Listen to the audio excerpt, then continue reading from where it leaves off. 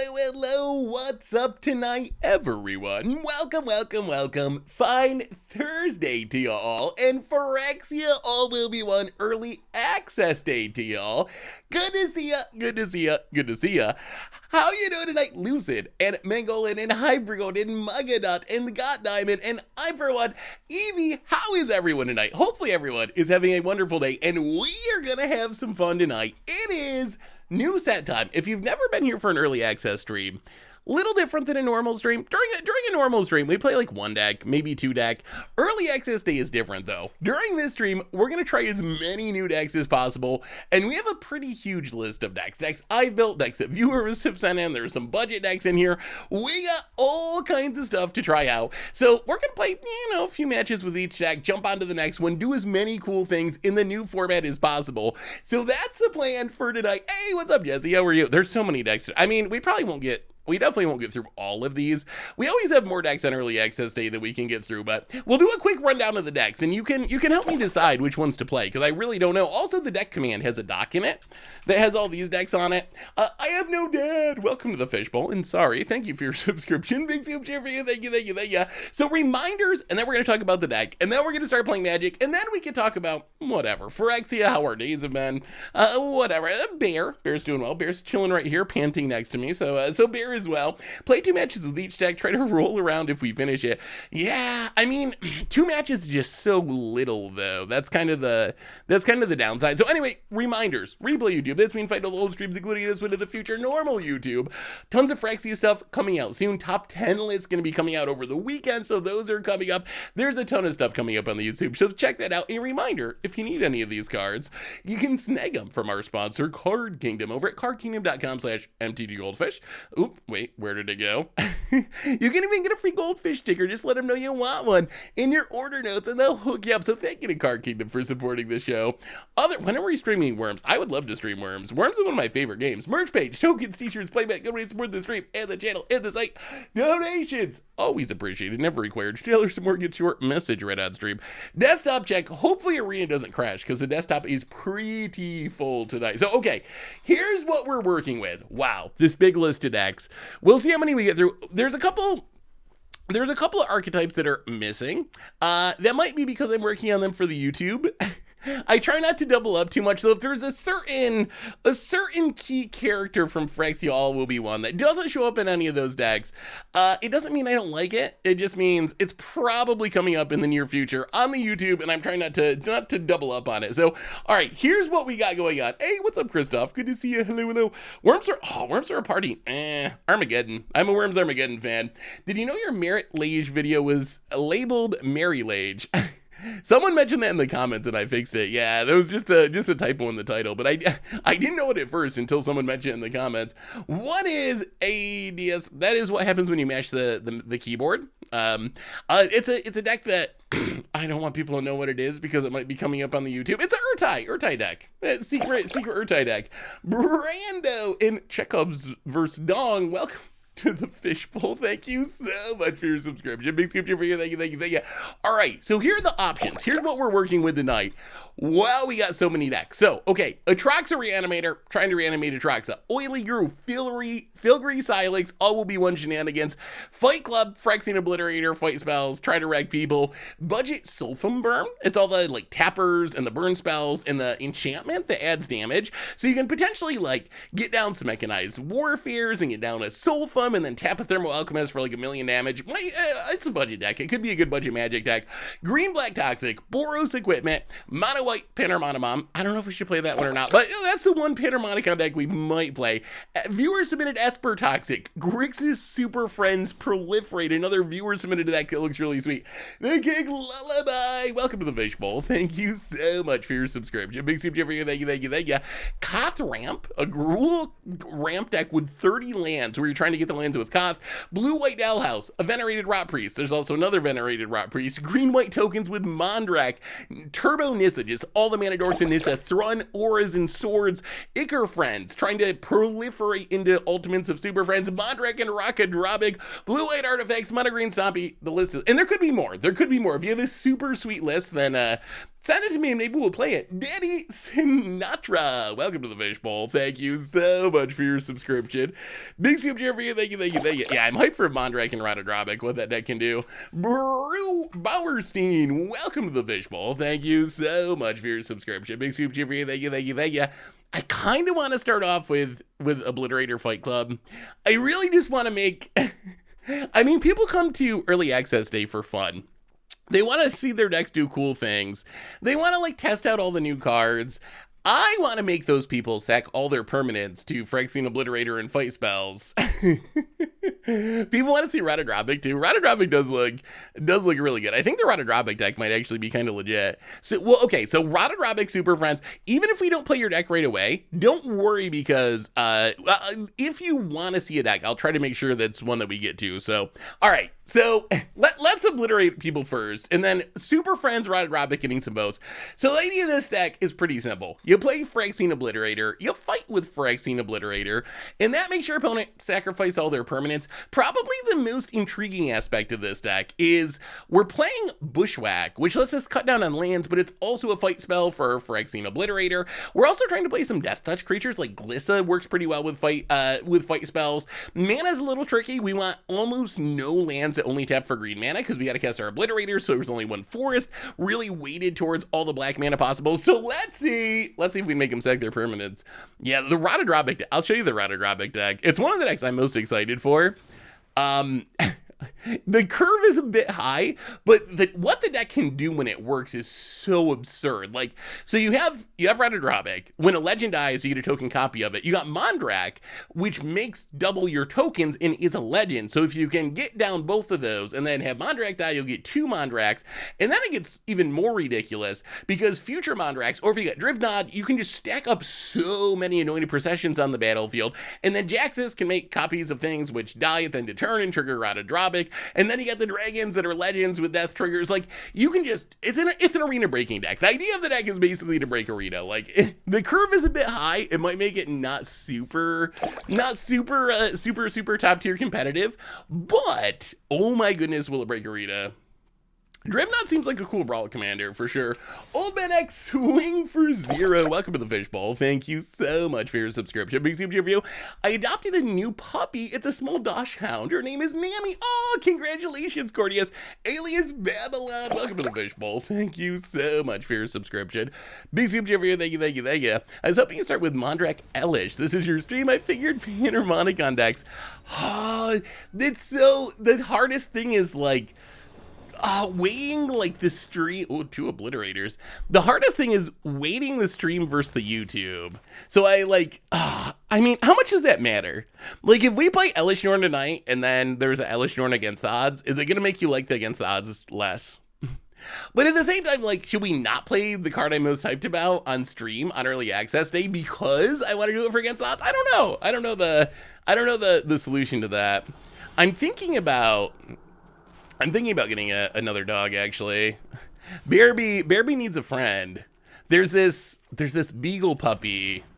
There's this beagle puppy that I kind of want to get because I think it would just be so funny. Like,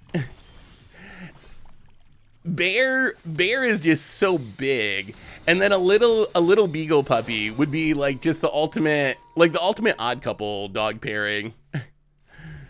And then they can play with each other. That's the idea. They can get along. They can be friends. We really need... Ooh, Ouroboros Forge. I have not seen this card yet. Block, I guess. How about... Oh my god, if we draw land here in a blit. Oh! You know what's funny is... Does this have to attack? At the beginning of combat in your turn, put an oil counter. Oh, it doesn't have to attack. Okay, I thought they'd have to swing into the obliterator. Well, in that case, I guess we just exile this. Sorry, opponent. No fun for you. I have a Shih Tzu. It's fun to see them both together. Yeah, I think 2 might be the best number. Hey Seth, here's my Venerator Rot Priest Infect deck for Modern. Would you consider playing this deck for Much Brewer? Is it too powerful? Ooh. I mean, I'm down with trying Infect with new cards. All right, opponent sweeps the... Okay. Well, that's an Obliterator. Opponent, play a creature, magic gods give us a fight spell. Reckoner Bankbuster. Well, we draw land. Cruelty of Gix. This is gonna find us our fight spell. I think we just... Yeah, whatever, we'll start at the top. No reading ahead here. Oh, it's a proliferate deck. That makes more sense. Would you like to abrade our obliterator opponent? You can do it. Double abrade.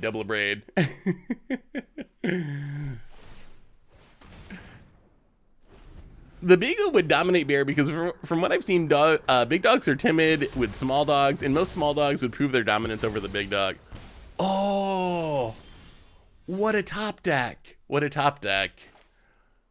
Oh, and we have the combo too. They need a creature though. How do we get them to get a creature? Oh, all right, we'll play a Dirty Shieldred. At least it's Phyrexian. I mean, I don't think Bear would mind. Bear's pretty chill, like whatever. The Beagle can be in charge. Stone Raid Production handing out the gift subs. Fear of Zim, Quantelico, Etherdel, Zimian Devil, and Mormon Freeman. Welcome to the Fishbowl. Thank you so much for your subscription. Big soup cheer for you. Thank you. Thank you so much, Stone Rain. Yeah, my brother, he has a... Okay, that's fine. It's not the Obliterator. My brother has a Cane Corso, which is like a ridiculously big dog. He has a Cane Corso, and his neighbor has a husky, and apparently they fell in love and decided to have a family. But now there's these Cane Corso husky puppies around. I don't think I want a Cane Corso husky though. That sounds like a little bit too much. Is this set worth getting back on MTGA for? This set looks really good. I think this set looks awesome. There's so many cool cards in this set, so I would say yes, but I'm also a little biased because I really love playing Magic. Urobosk's Forge.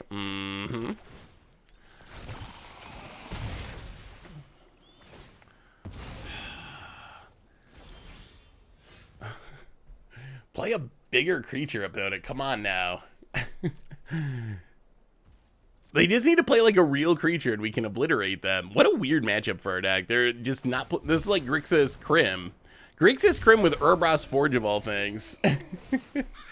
Yeah, Husky's a little high energy, I think. There we go. That's what we were waiting for. Get Drain, Phyrexian Obliterator.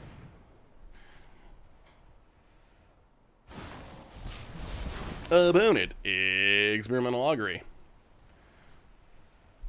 Goes digging, proliferates.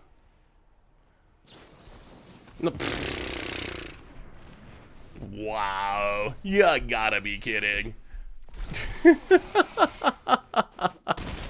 Alright. Yeah, sure. Fair enough. Yeah, GG, Shieldred, GG. Yeah, that was a super long match. Alright, so opponent Grixis Control. That was Grixis Control, except they took out all the good cards and replaced them with Urobosk's Forge of all things, which is a interesting strategy. Are you excited for DreamHack San Diego competitive paper standard? Ooh, that's a very long ways from me. I mean, I'm glad there's competitive paper standard. I probably will not be there. Yeah, that was a pretty epic match. Yeah, those were some good draws for our opponent. We thought seized them too, and we saw their hand was nothing, but will the decks be posted online? If you want to see any of the decks, ! Deck will get you there. Well, Sand doesn't have a...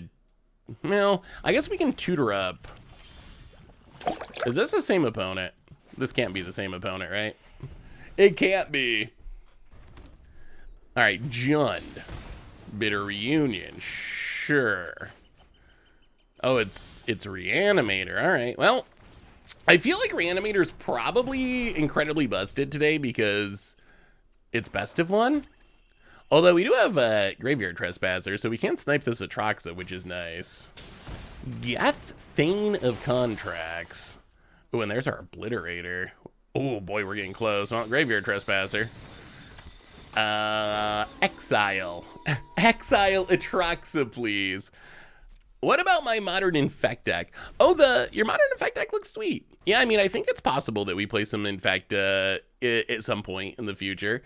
It'll be interesting to see. I'm very curious. I'm very curious how it's going to work out. Like, Venerated Rot Priest, how do you find the mix? Like, can you find a way to put it in and still have enough? Like, because you got to cut pump spells to play Rot Freeze. The mixture is going to be very, very interesting. But yeah, I mean, I think there's a chance that we play some Modern Infect at some point. Longclaw MTG. Oh, there's the Obliterator too. Longclaw MTG, welcome to the Fishbowl. Thank you so much for your subscription. Big soup for you. Thank you, thank you, thank you. Thank ya. Oh, do we want to make them discard? Is it risky? We have a Rot Priest Ivy deck. We probably give it a try. Average Fox, welcome to the Fishbowl. Thank you so much for your subscription. Big soup for you. Thank you, thank you, thank you. Thank ya. Yeah, I think maybe we skip the discard. We really don't want to have to make them discard like an Atraxa or something. That would be bad. I think we want a fight spell. All right, opponent, your go. Pay no mind. No, nothing is going to go horribly wrong here, I promise. Elevar, welcome to the Fishbowl. Thank you. Oh, so much for your subscription. Big soup for you. Thank you, thank you.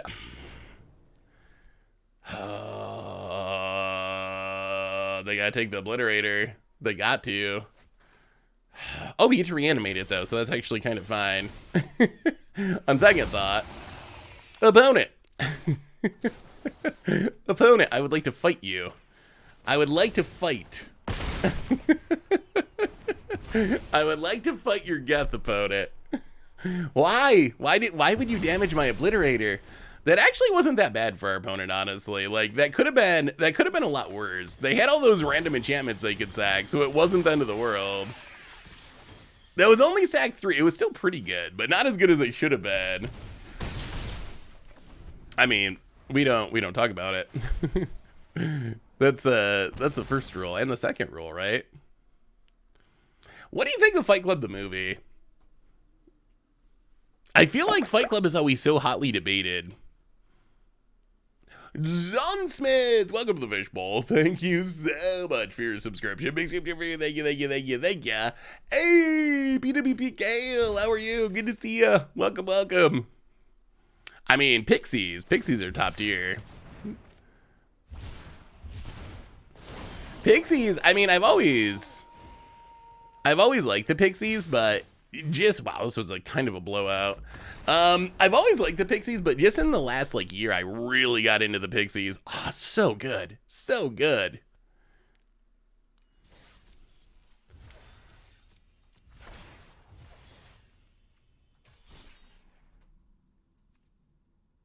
Yeah, it's funny because it seems like people take a lot of different messages out of that movie. I think that's what makes it controversial in some ways, or some people don't like it. I always saw it as like sort of like anti-consumeristic or anti, is that the right word? I don't know. That was always my takeaway, that like we're way too obsessed with stuff, and it's silly how obsessed we are with things. That was always the message I got from it, but it seems like other people have gotten other messages from it. If you like the Pixies, you really dig Pavement. Check out their Slanted Enchant. Yeah, Pavement's sweet. Pavement, their lyrics. They have some of the best songs and some of the most nonsensical, just like abstract lyrics. Let's a Valve Sleeper. Go. Hey, what's up, Winston Churchill? How are you? The Pal, welcome. Good to see ya. Plains, eh? We do have a Bushwhack. We need our Obliterator. Where's our Obliterator? Boom. Hit you for 2. Yeah, if there's one thing I think I know, it's music. I might not know much about pop culture, but music. I can talk about obscure indie bands all day. Have I ever listened to Ailstorm? Ailstorm I don't know. Should I? Should I know them? Yeah, I guess we just keep ticking up. Well, I mean, I think Magic's a given. Magic then music. Other pop culture, no clue. No clue. Pirate metal. Oh, was it baby metal? What was like the Japanese? I feel like that's an experience. If you've never seen it before, it's just so ridiculous. Pirate metal sounds fun. I can get behind some pirate metal. Where's our obliterator? Opponent's got a pretty good board going. Wait, bushwhack searches for lands. Well, let's just pass. Let's just pass and see what our opponent does. Baby Metal Live would probably be very entertaining. Lay down arms. What's a bummer? All right. Kill your adversary. We lose our Valve Sleeper.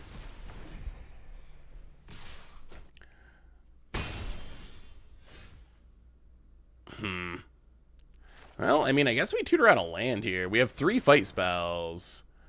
Getting to this Cruelty of Gex would get us to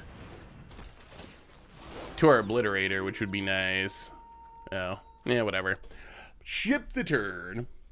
They have a fun cover, You Are a Pirate, but my favorite song is Wrenches in Mead. Is it? So when I think of pirate music, I think of, like, Irish punk, like, oh, what are the bands? Flogging Molly, and there's one other. There's, like, 2 that were, like, at one point kind of well-known-ish. Dropkick Murphy. Those are the 2.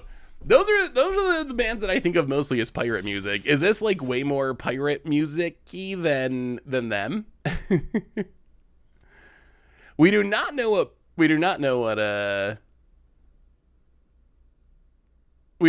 battles are yet. Although it's becoming more and more clear that we're gonna find out in March of the Machines. So we got a couple months. Ooh, it's a Mondrak deck. Spicy. Oh, we want them to play Adeline, actually. Adeline, yeah. Oh, please draw a land, opponent. Please draw a land. If they play Adeline here, we get them good. Oh, we get them so good. Yeah. Oh yes. Oh, yes. Oh, yes. Dreams come true. Dreams come true. Opponent. Oh, yes. Oh, and we just draw the Obliterator. Okay. Well, we will take a Obliterator. Oh, opponent. Opponent. I almost feel bad about this. You will fight this.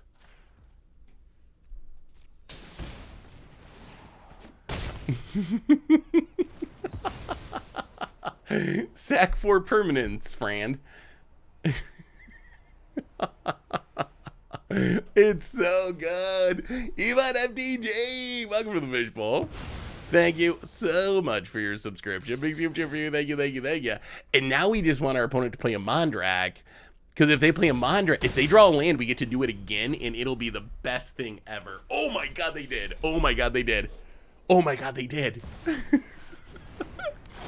The dream. The dream. Yes.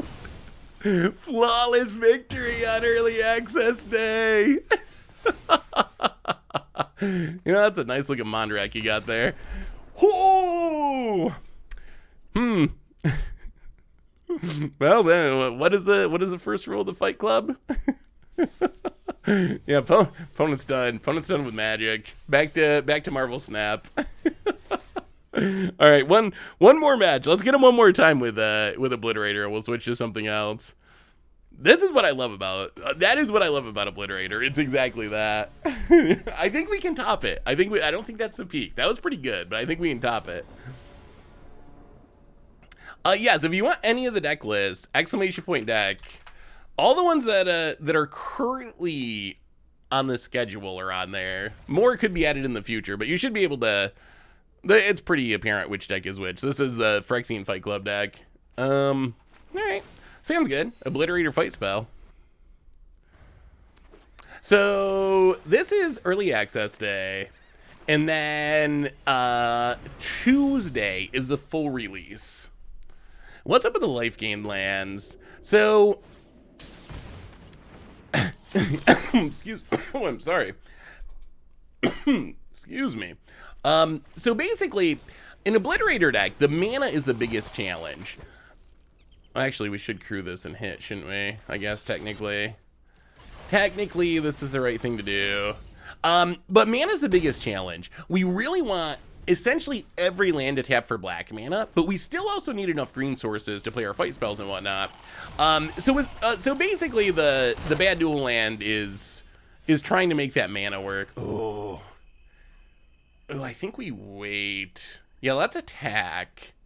Let's attack. I think we want to wait and try to do it all in one turn. Get and hit ya.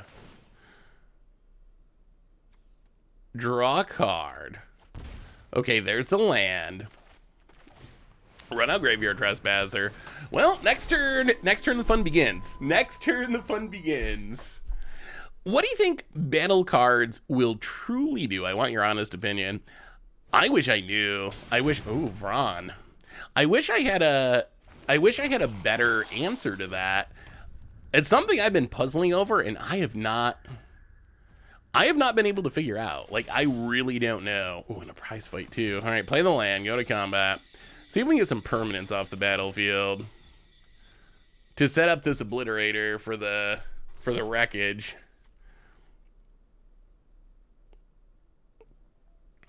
Opponent blocks. Well, I guess we don't have instant speed fighting here, do we? I mean, it seems combat-y. I really think the best guess is something like the skirmish mechanic that, I think we just wait. There's nothing really worth fighting here. I mean, I guess we can fight Vron and they have to sack this and this. Maybe. I guess that's worth it. Whatever. We came here to get people. We have a new donation from... yeah, fight your Vron, I guess. New donation from Dan Wildfire, $2 donation. I built something evil. That doesn't surprise me, Doug. You're always building evil commander decks. And also Tom Kerb's first rule Phyrexian Fight Club. Don't fight the Obliterator. That's a rule that our opponents could benefit from. Ooh, Tekuthel. Yeah, Tekuthel I think can be a pretty... Ooh, I just lost the deck list. Thank you for the donations, by the way. I think Tekuthel can be a pretty powerful commander. It's just so combo-y. Like, the most obvious way to build it is just build it as a combo deck. So I think, yeah, that looks super annoying to play against. You should send that one to Krim. Mono blue Tekuthel proliferate seems like something Krim would love. Well, go to combat. Attack you. They can actually kill the Obliterator if they want to. Is Obliterator actually going to be good in Standard? Is there a chance it's actually good? Maybe it is. Elves Huga, welcome to the Fishbowl. Thank you so much for your subscription. Big soup chip for you. Thank you. I wonder how good Gliss is going to be. Oh yes, we are tail swiping. Opponent. You got a sack. I think we're going to slow roll. We want our opponent to play something big that we can fight and just really get him. Well, that's relatively big. Big enough that it's going to hurt. Ooh. All right, opponent. Golem, sure. And a land. And passes. More Glissas.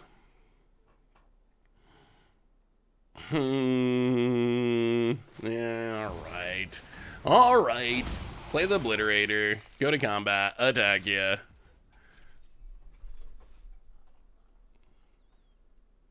We have tail swipe in this deck, don't we? I feel like we do. Do you have any plan on playing rats today, or is it too much of a meme? So I haven't actually figured out a way to play rats in standard. I briefly, oh yes, oh this is exactly what we wanted. This is opponent, opponent. You shouldn't have done that. You shouldn't have done that, opponent. Should not have played that Urza. Sack 5, sack 5. Oh, so good, so good, so good. We can't win here though, so hit you with Glissa. I wonder if a deck like this could actually be good. Yeah, rats. I mean, I'm open to playing rats. I just haven't figured out a way to make even like a functional rat deck in standard. I'm more excited about playing rats in like Pioneer or Modern or Explorer. Standard, like, there's just not many rats. Wow. All right. Sorry, opponent. Maybe this deck is too mean. Maybe this deck is too mean. Oh, the blowouts. All right. All right. We should switch. Actually, should we do one more or should we switch? Have we gotten tired of ruining our opponent's day? I mean, if you look at standard and just look at rats, there's just like nothing. Oh, this is a horrible way to do it because apparently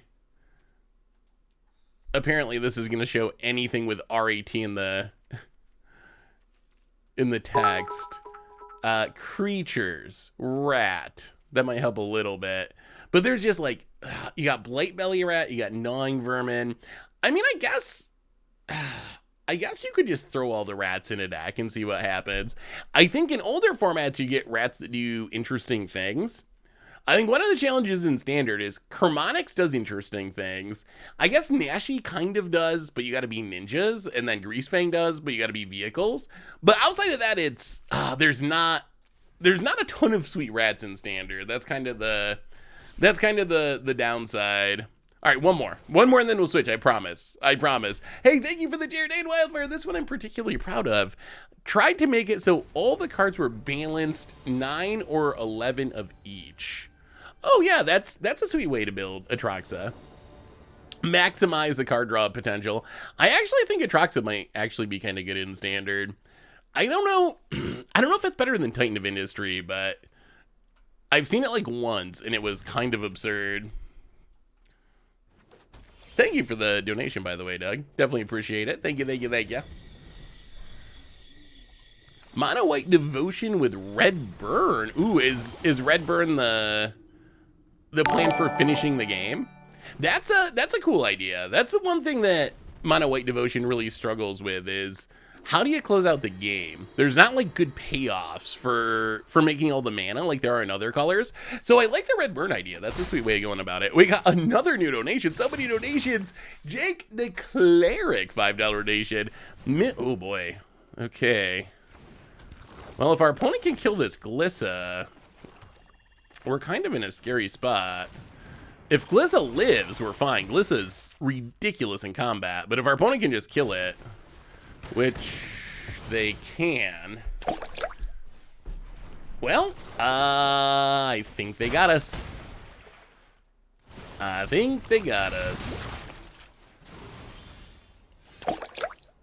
We draw Shieldred, but that's not even good here. We can kill Contaminator, but then we're just dead, right? We're just straight up dead. All right, well, that's what happens when the aggro decks get to do their thing. The Mike Arnold Insult Priest, welcome to the Fishbowl. Thank you so much for your subscription. Big super for you. Thank you. Oh, so what are we playing next? So we want what? 3-2 with Obliterator. I mean, the record's fine. More importantly, we literally were flawless victory, people. Is Toxic Aggro real deck? I mean, I would caution about reading too much into what happens on early access day as far as what decks are real. I think early access day is really good for having fun, and it's really good for getting a sense of like, oh, that card overperformed. Wow, that worked better than I thought. That worked worse than I thought. At the same time, I don't think seeing a deck do well on early access day actually means much in the grand scheme of things, I would say. Lexac, welcome to the Fishbowl. Thank you so much for your subscription. Big scoop cheer for you. Thank you, thank you, thank you. Yeah, we can try Mondrak and Reanimator next. We haven't done Elesh Norn yet. I was trying to figure out if we should play Elesh Norn, because I know I'm gonna play it on the YouTube next week. But maybe we just have to. I missed your donation. Oh, my apologies, Take the Cleric. $5 donation, missubmitting my pet card for the Clash Cast. Thoughts on Benefactor's Drought. Just a fun card with a high floor, lots of blowout. Untapping all creatures is super flexible. Well, I'm going to have to look that up. I mean, I think Benefactors... I know it's a fog, right?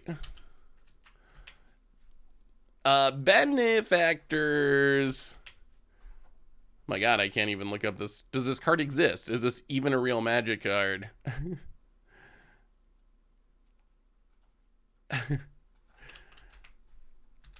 Benefactor's Drought. All right, let's look this up and then we'll do this next deck. Thank you so much for the donation, by the way. Benefactor's Drought. Untap all creatures until end of turn. Whenever a creature an opponent controls blocks, draw a card. Draw a card.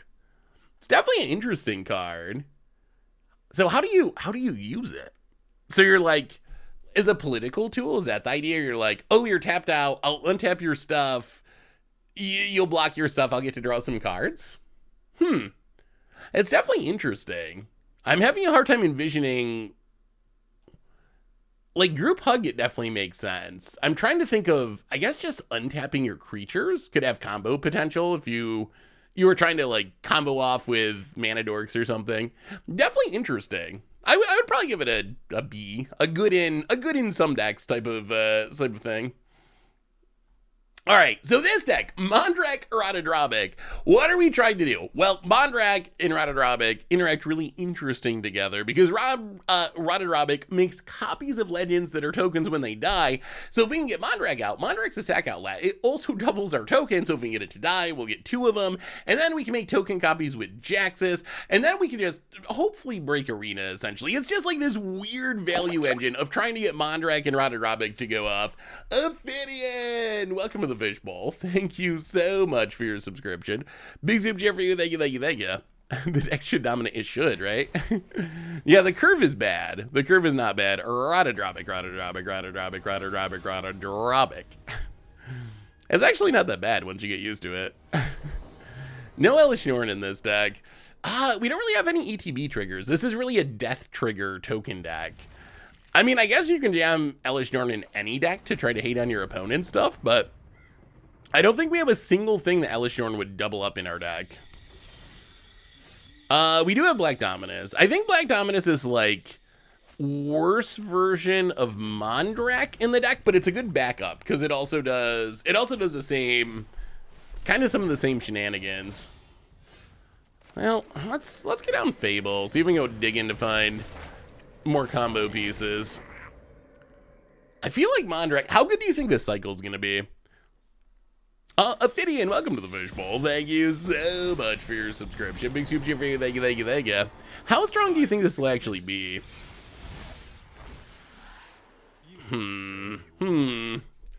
Discard Fable, the Mirror Breaker, and discard a land? Ooh, there's Reanimator. There's Reanimator. Okay, we're getting there. We are getting there. So, but there's also a Sorin. Let's play Wedding Announcement first, actually. Play Wedding Announcement. Pass the turn. Make a token. Have you built mono white token deck? I built mono white Elesh Norn. I haven't built tokens though. Yeah, I feel like Defilers do just kind of get trumped by the Dominus cycle, don't they? What about Tekuthel with Thing in the Ice in Pioneer? They're both horrors, and Tekuthel can remove counters from Thing in the Ice. I think that's a... Wow, this is kind of a problem. I think that's an underexplored aspect of... Well, this is actually a huge problem. Oh, we're done. Wow, what a start for our opponent here. Turn 3 Sorin, turn 4 Vraska is about as good as it gets. The problem here is Vraska just treasures all of our stuff. So even if we Mondrak and like make it indestructible, it doesn't matter. Radadrobic, same thing. I mean, I guess we play the Radadrobic, but I think we're just locked. I think we're just essentially locked by these planeswalkers. Yeah, that's an interesting idea, Swing for Zero. Maybe. The idea of removing the counters is cool. I like that. I feel like you gotta have some proliferate in there too, though, or something. I don't know if just removing the counters would be enough to make it worth it. Oh, Vraska's very strong. It's so good against what we're trying to do because it gets around indestructibility, it gets around everything. The turn a creature into a treasure is just like one of the best possible forms of removal. Yeah, the mana dork into turn 3 planeswalker into turn 4 planeswalker on the is about as good as a start can get if you're playing a deck like this.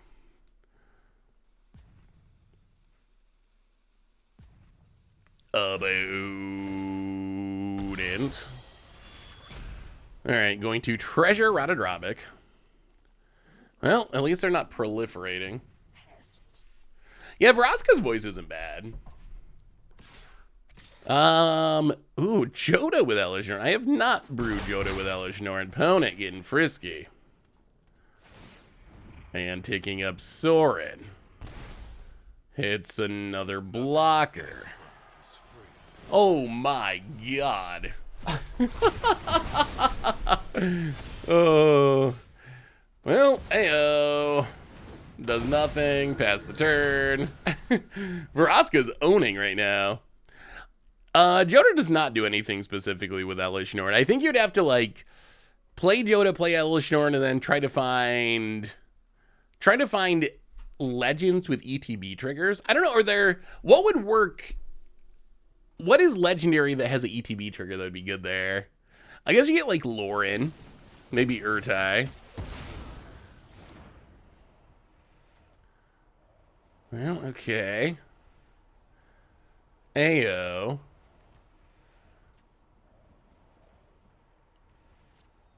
Yeah, this is not going to work, is it? Well,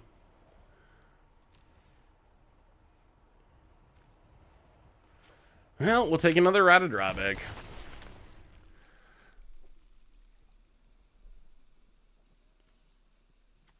Oh, wow. Oh! No. Oh, the that was a very bad misclick. We should have had 2 Radadrobics. Oh, no. The art is interesting. Wow, so this... Interesting. So it... Huh. So it still has the same name. I didn't actually realize that it worked that way. I mean, this game is 1,000,000% over. I didn't know it worked that way. So if you turn something into a trap, I mean, I guess that makes Vraska even better, doesn't it? I guess that makes Vraska even better because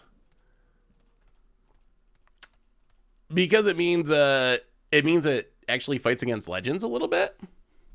Yeah, not super intuitive. I thought it literally made the creature into a treasure token, but target creature becomes a treasure artifact. Loses all their card types in a... Wow, that's weird. The way I read this, it would change the name, wouldn't it? I don't know. I mean, this game's... So I think early access is so funny. You're not really supposed to scoop, which I don't think always works the way that Wizards intended to, because I think now the thing to do is just be like, tap out so you can kill us, because this game is over. All right, go ahead. It says becomes a treasure, right? Becomes a treasure artifact. So it'd have to say named treasure to actually... The art is sweet. So it'd have to say named treasure. That's the difference, basically. It loses all card types. It loses all abilities. But apparently it keeps the same name. Huh. Well, that is good to know. Opponent takes up Vraska. Well, we got to see a cute little Jun nut draw, which is fun. Opponent goes attacking. Gets in. Sure. Yeah, Vraska was unfortunately good here. Opponent ticking up. All right. GG. I think we're dead enough on board that we can scoop. Treasure is a subtype card, so yeah, definitely weird. Oh, that's true. I guess we have a lot of things that are treasures. Huh. I never really understood that, why we had cards that random cards that were treasures. The subtype thing is so strange with treasures. Because treasures were always tokens. And then now there's just like treasures tacked on a lot of random things. What is the upside of that? Is it just a flavor thing? Is there any real upside? Yeah, Vraska seems sweet in Karth. Is there any real upside? So I guess there's weird synergies that I don't think I've ever seen anyone do. Like if something said sack a treasure, you can sack a gold hound or whatever. Revel in riches. Okay, so I guess there's some situations where it actually kind of matters. Wow. I guess we obliterated everyone right out of early access day. Oh, you were thinking about going to Pioneer. Oh. Yeah, I mean, I think you could probably build an interesting Elesh Norn Joda deck. It's tough to have both of your payoffs be the same mana value. That's gonna be a bit of an issue. Ugh, all the Mondraks and nothing else. I don't even think we can keep that. All right, well, unless we can keep. We got all the pieces. We'll see if we can get any of them on the battlefield. 4-drop tribal at the moment. Could use something to do a smidge earlier in the game. Yeah, Mondrak Tron. Little bit challenging. All right, land go. Oh, it's our opponent. Oh no. So this is a venerated rot piece jank about it. What are you doing, Simic? Mercurial Spell Dancer A. Wow, so many pain lands. Well, alright, play the land, pass the turn. About it, Adepts. Hey Seth, have you played with any professional Facebreaker?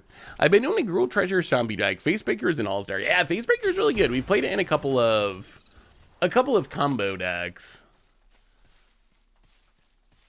Huh. I mean, yeah, this is not good. I'm sure this is about to get phased out. The Uber Ninja, welcome to the Fishbowl. And Corporal Winky, welcome to the Fishbowl. Big gift for you, thank you. Yeah, Phyrexia. So here comes the phasing out.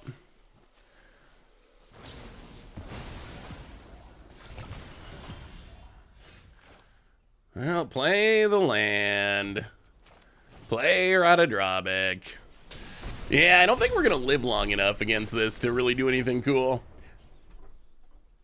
Another weird thing about becoming a treasure is the treasure doesn't inherently sack for mana unless something gives it an ability.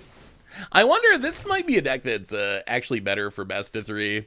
One thing we've learned about best 1 is mid-range is usually a tough sell. Maybe early access day is different, but I do think that this is probably the kind of deck that maybe would be more successful in a best of 3 meta. Opponent wins the game. Yeah, I mean, Ivy decks, if you get to untap with Ivy and other things, they can make a very fast clock, that's for sure. Opponent getting in very slowly. Okay, you did it, opponent. You did it. Draws a new hand. Yeah, Ivy's an interesting strategy. We've definitely had some powerful Ivy games in the past. It's just very high risk, high reward. Like when your creature dies, then you're left with a hand of doing nothing. So that's the challenge. Can you find a way to protect all your? Can you draw it because you have just such limited number of good threats, and then can you protect it?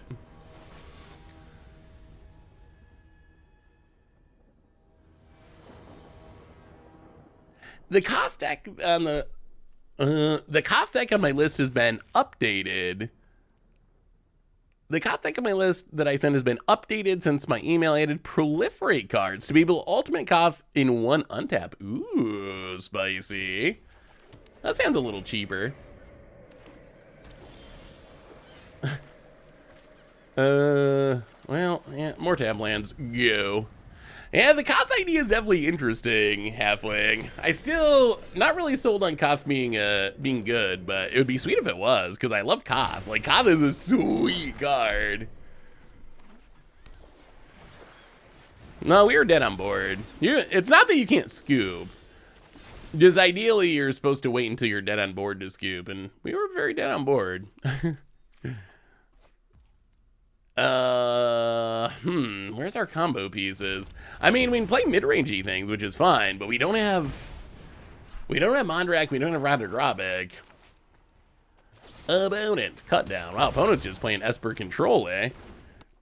Hey, what's up, Ziggy? How are you? Why aren't we playing Elesh Norn?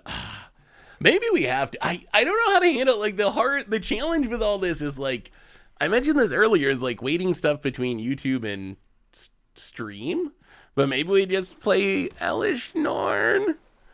I try not to double up with decks on stream and YouTube, but maybe we just got to play Elesh Norn, because I know I'm doing Elesh Norn for Against the Odds next week, and I'm worried that if we just play it on early access, then people won't want to watch the Against the Odds. But it sounds like everyone wants to see Elesh Norn, so maybe we just try it anyway and hope for the best. Opponent, Wandering Emperor. Well, I mean, I don't think our opponent's playing creatures, so I guess we'd probably kill it Sushi.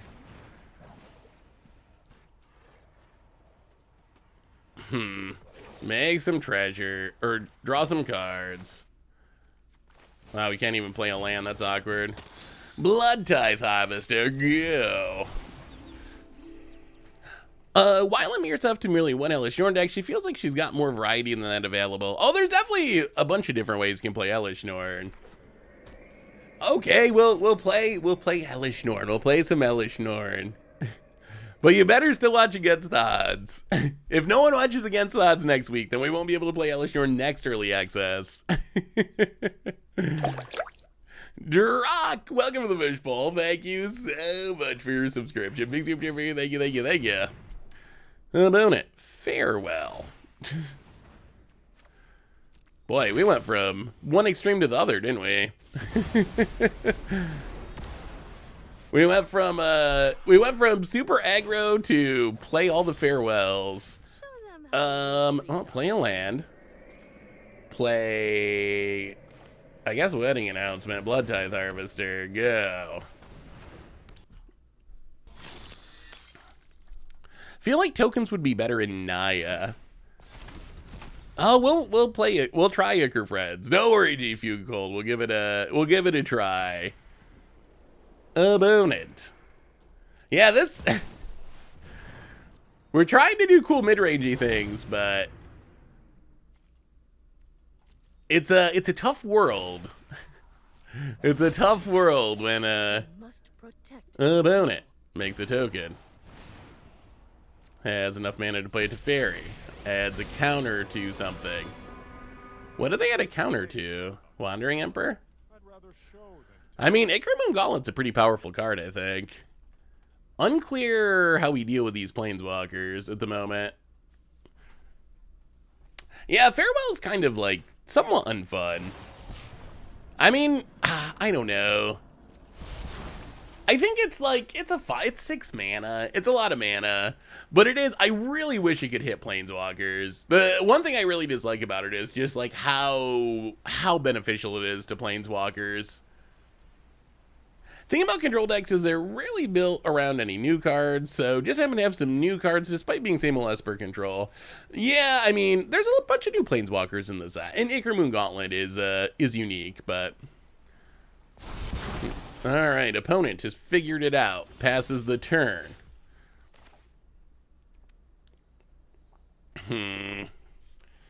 Oh, so now what? Now what? Demetrio, welcome to the Fishbowl. Thank you so much for your subscription. Big super cheer for you. Thank you, thank you, thank you, thank you. Well, I mean, I guess we exile to Fairy. Attack the Wandering Emperor. Opponent blocks. Pass the turn. Hey Seth, I am personally more interested in Azuri, Stalker of Spheres, and Commander. Ooh. What are you going to do with Azuri? Azuri is one of those cards that, to me, didn't really seem playable. I'm curious what synergies there are. I mean, oh boy. Okay. Memory Deluge. Opponent. Going to draw and discard. Discards another Wrath. We'll play... Oh boy. Play an Itsushi. Opponent. Well, we'll play a land. I guess we attack Wandering Emperor. Nesmith, welcome to the Fishbowl. Thank you so much for your subscription. Big super cheer for you. Thank you, thank you, thank you, thank you. Opponent has a cut down.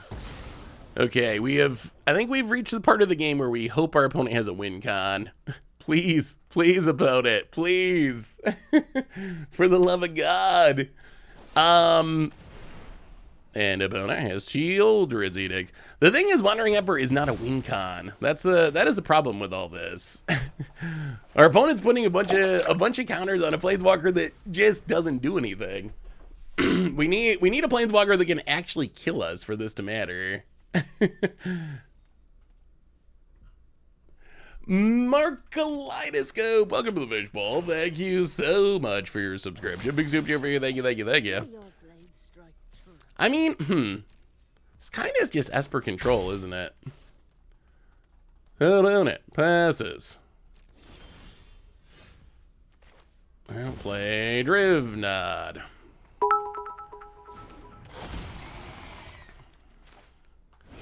Blitz-Ajaxis.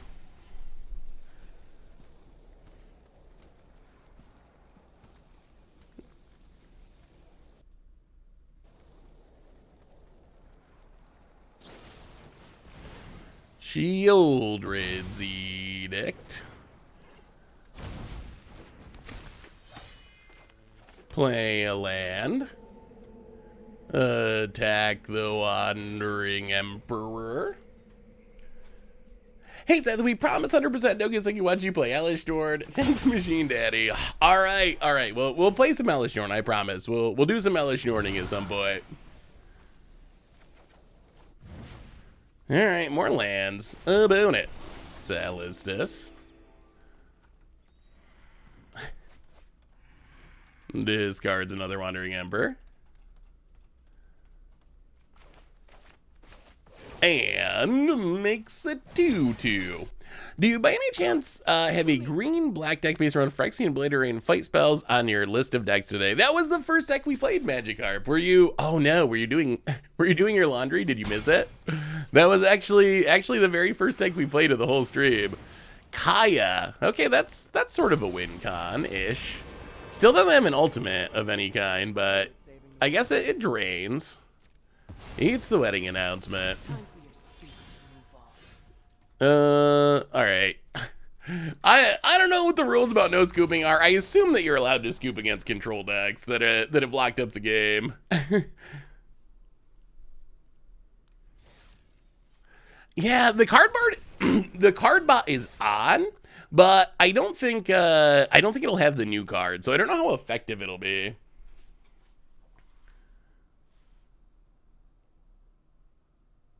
Yeah, I mean, it's basically just Super Friends, I guess, right? I mean, Ickermoon looked okay. I don't know. We'll have to see more Ickermoon. Ickermoon didn't actually... I don't know. Ickermoon didn't impress me that game. I feel like that game would have played out exactly the same way if there was no Ickermoon. So I don't know. I'm hyped for Ickermoon. I think Ickermoon's a really cool card, but that game in specific, it just didn't, I don't know, it didn't feel like it did anything. I think we would have lost exactly the same if it wasn't on the battlefield. It would have went, like, literally, every single play would have been the same. It just really didn't do anything.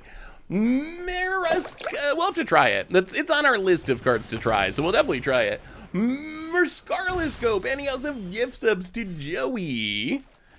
Handing out gift subs to Joey and Nidconith and the Dim and Mugsy and Cabela, and welcome to the Fishbowl. Thank you so much for your subscription.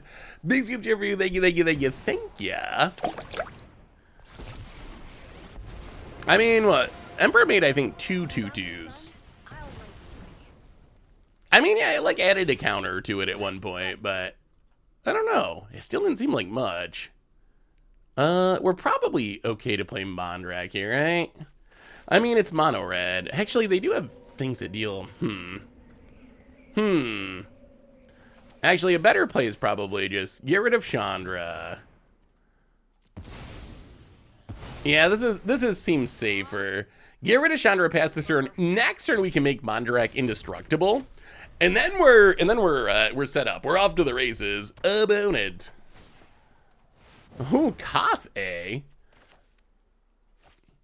All right, Koth. Koth's time to shine. Show us that mountain. Show us that mountain. Yes, Koth did it. It did it. I thought of a sweet combo mill deck for Historic. Yeah, I'd love to see it. Please send it over. Well, we get to play a land. Play Mondrak.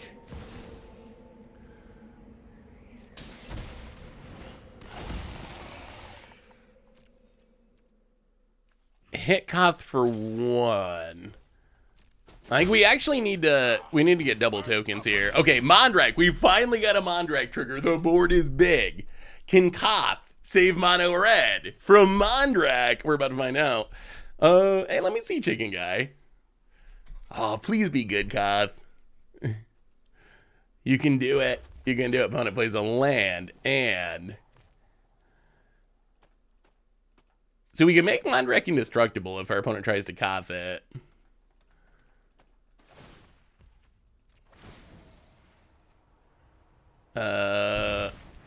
Sack.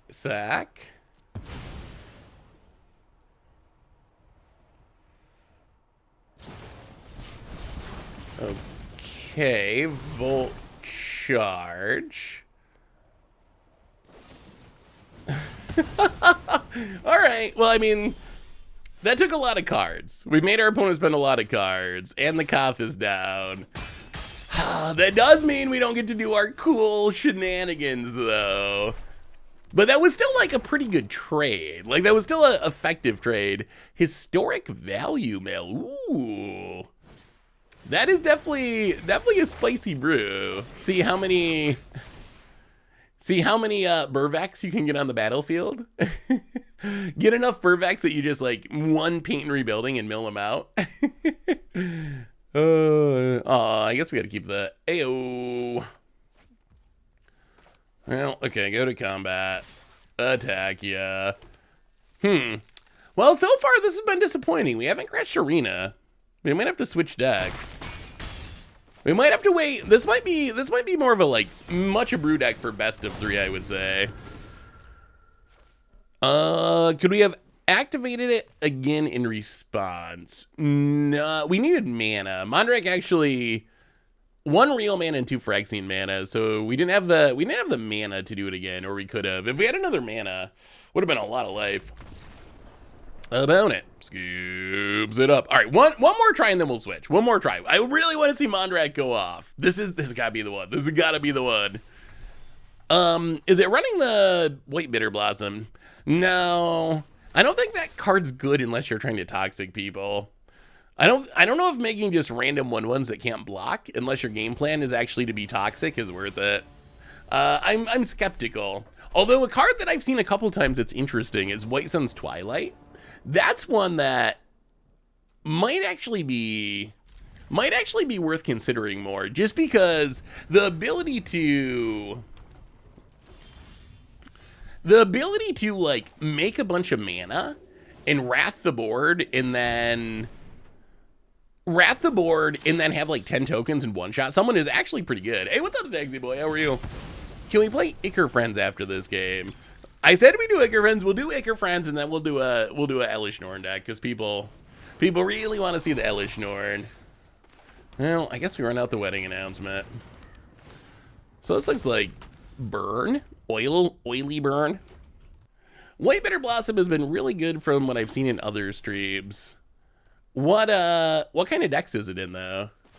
In toxic or just in like generic decks? Because I could definitely see it being worth it in toxic. Yeah, we'll have to try a toxic deck too.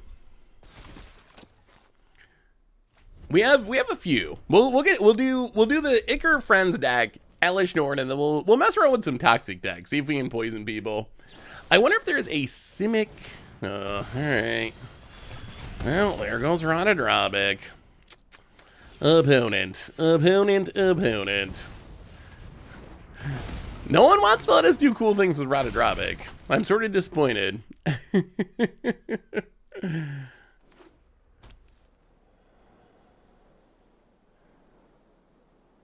Why are we sandbagging on the cards we're all here to see played, Seth? Unleash the boy. It's time for Skrelv.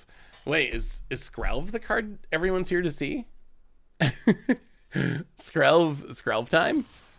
Well, get in and hit ya.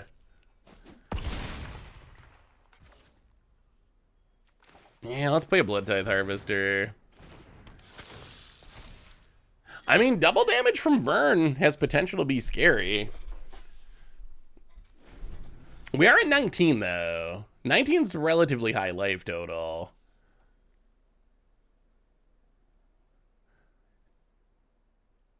Opponent.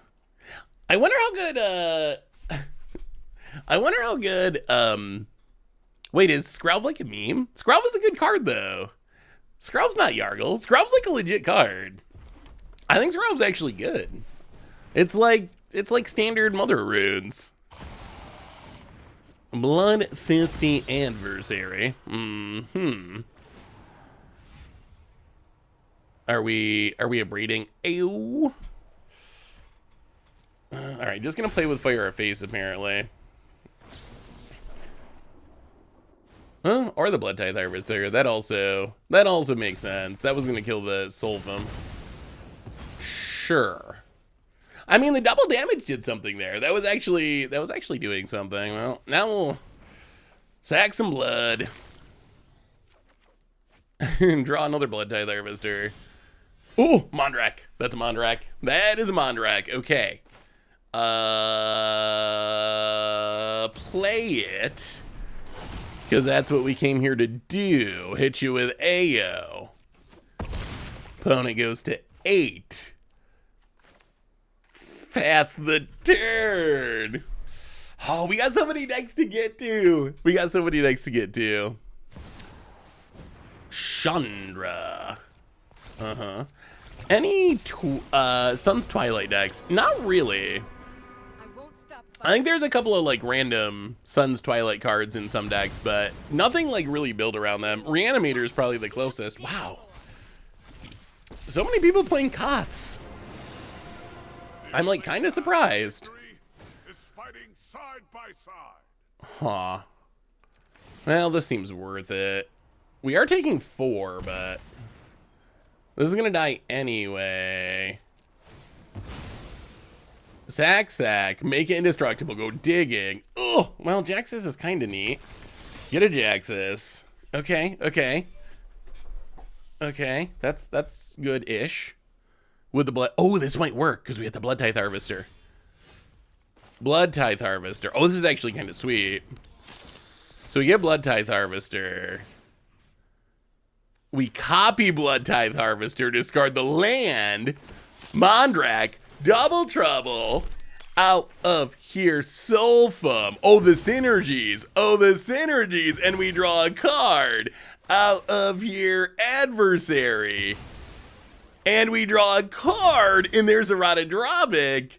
Oh, that was actually good. That was actually really good. Attack your face. You get to keep your planeswalkers. Here we come. Here we come. Opponent blocks. Whew.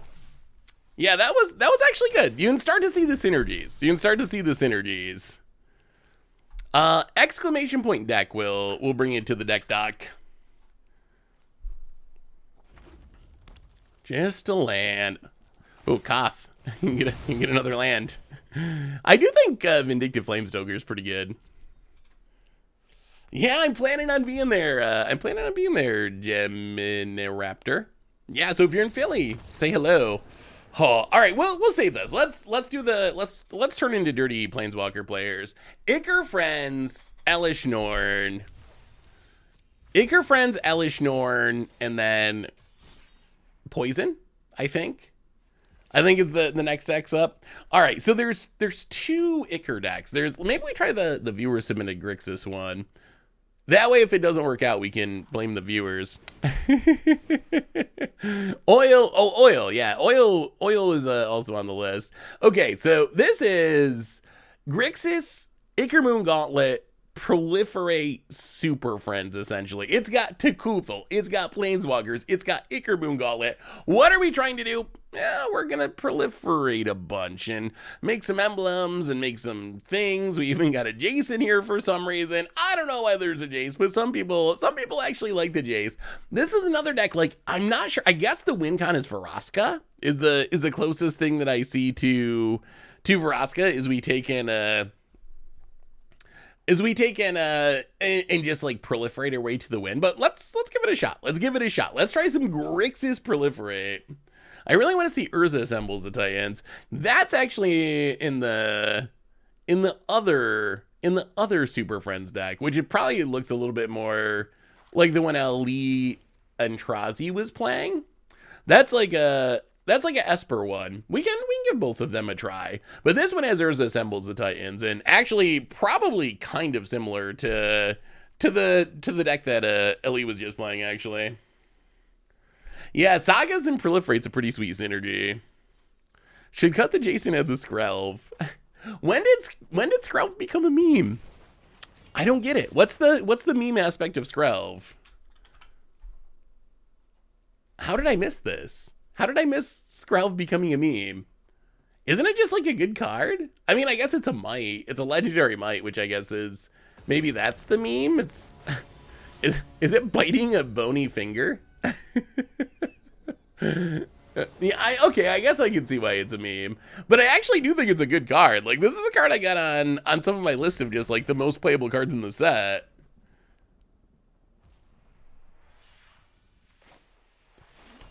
But you do need to be like a creature. You do need to be like a creature deck, really. Well, all right. Yeah, let's just augury. Do a main phase. Ooh, Tikutha would be sweet, but we really need to fix our mana.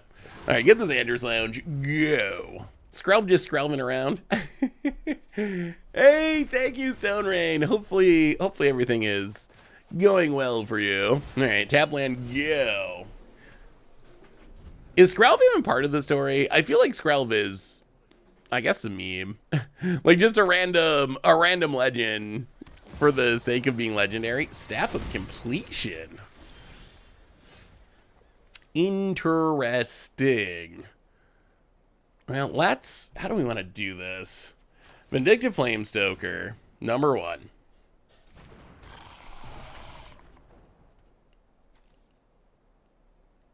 Maybe, should we just be Obnixilising? Is that the smartest thing to do here? Probably.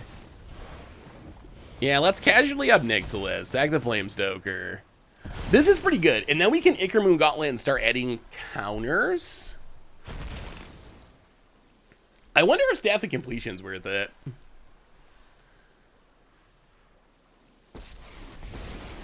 I think that's completed Nahiri, it looks like to me. Yeah, let's just tick up. Opponent, would you like to discard? I wonder, should this deck be playing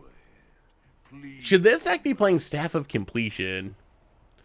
I wonder if Staff is worth it. Like, our opponent can pay 4 life to... It's so much life. It's so much life. Yeah, normally you want to tick down and tick up, although because we have Ichor Moon Gauntlet, I kind of want to try to rush the ultimate, I think. I think that might be best here because we can Ichor Moon Gauntlet Lightning Strike, and this will be up to 6, and then any non-creature spell we ultimate the next turn. Wow, people love Skrelv. Is Skrelv really going to be the Yargle of the set? Opponent. Wow, so they can untap their staff and lose even more life. Ambitious.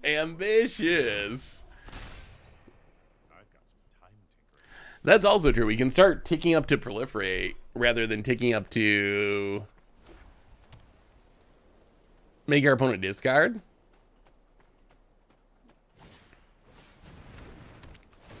All right, that's annoying. Ossification. Hits our... All right, hits the bigger one. Yeah. Ugh, we draw land. Well, Ichor Moon Gauntlet. Not looking good. We need some action. Tick up. Yeah, Gauntlet, like, with only one Planeswalker, it doesn't really do anything. And our opponent's just going off with his staff over there. March of the Machines is actually just the many forms of Skrelv. Battle. Skrelv is battle. I don't know what that means, but it's true. The battle card type, it's just all Skrelvs. March of the Machine Aftermath, its boosters just full of Skrelvs. Hey, what's up, MTG Yomi? How are you? Welcome, opponent. Phase 3 life. Proliferate. So they're trying to ultimate their Teferi. Oh, we're gonna have to lightning strike Teferi.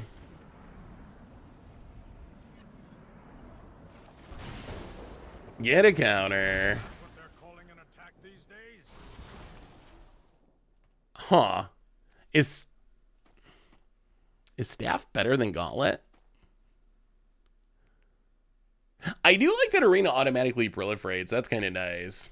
I'm with Richard. I hope that battle is something entirely new that can't be done by other card types.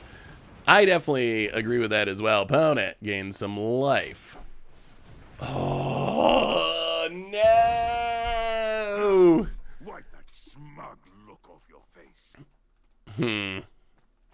Well, come on, action, please. Well, Augury's not horrible. It could find us a real card. Boom. Give that land another counter.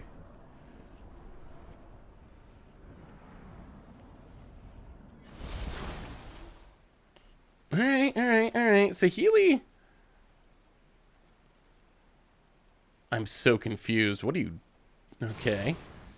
What are you doing, Arena? What are you doing? Saheeli. Ah, this would have been so good if we didn't get double ossified. Don't worry. I'll have this fight over in a flash. Well. Alright, scry, draw, tap the gauntlet. This Ooh, Tekuthal. Is Tekuthal even good here? I don't even know. Do we want Tekuthal? It would be good if we had a big board, but we don't really have a big board.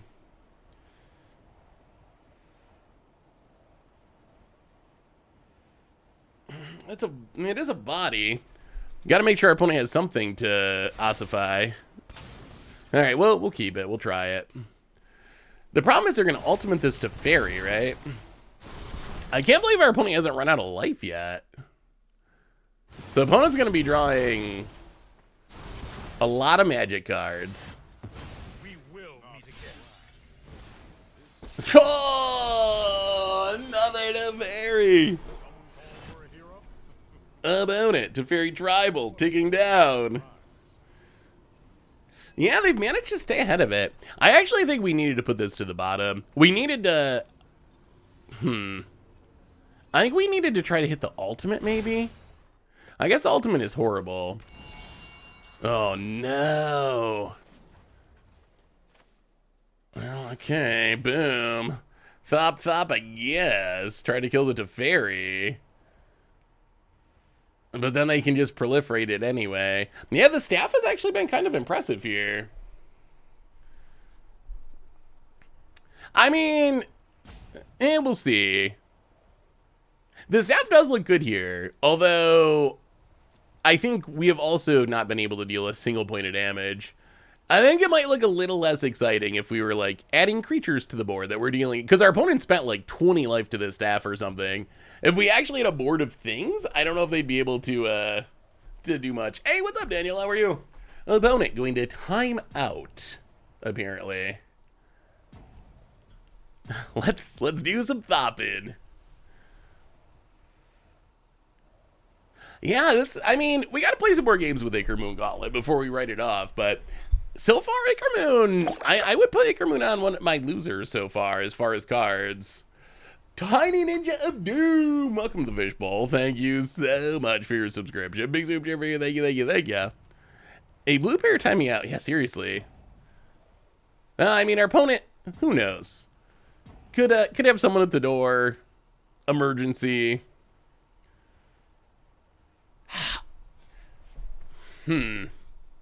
I mean, I like that we can tap it to Saheeli. That's a thing. Wow, opponent literally is timing out here. Oh, and they return. Okay, well, go to combat. Attack to Fairy.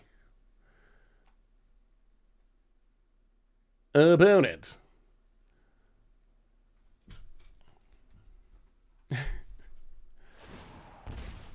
Draws a card. Teferi. Wow, just lets the Teferi go to Kuthel.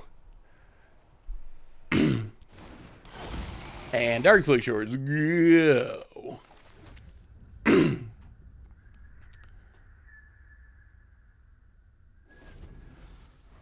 Opponent.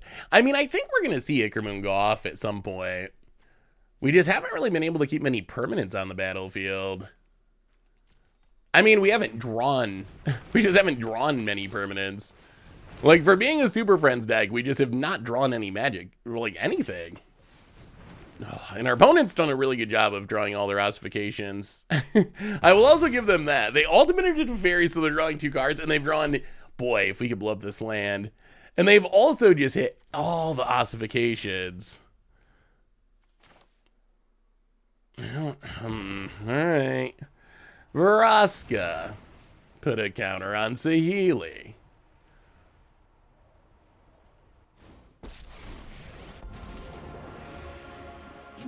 Tick up to proliferate. Put a counter on both planeswalkers. Tick up Saheeli. Okay, now with 2 planeswalkers, now we're actually seeing the deck do things. We're actually making strides. Things are happening. Acre Moon Gauntlet actually doing magic card things. About it. Oh, and the game ends. All right. GG. GG. Oh, we were doing interesting things, and then it's a hull breaker. The Eternal Wanderer. Going to bounce a token. Mm-hmm. And Eternal Wander. Going to blink a token, and GG. Yeah, Hullbreak Core is pretty boring. Oh, all right. We gotta give Ichor Gauntlet another chance. We gotta give it another chance. Hey, that was a big turn for Ichor Gauntlet. It put a counter on something.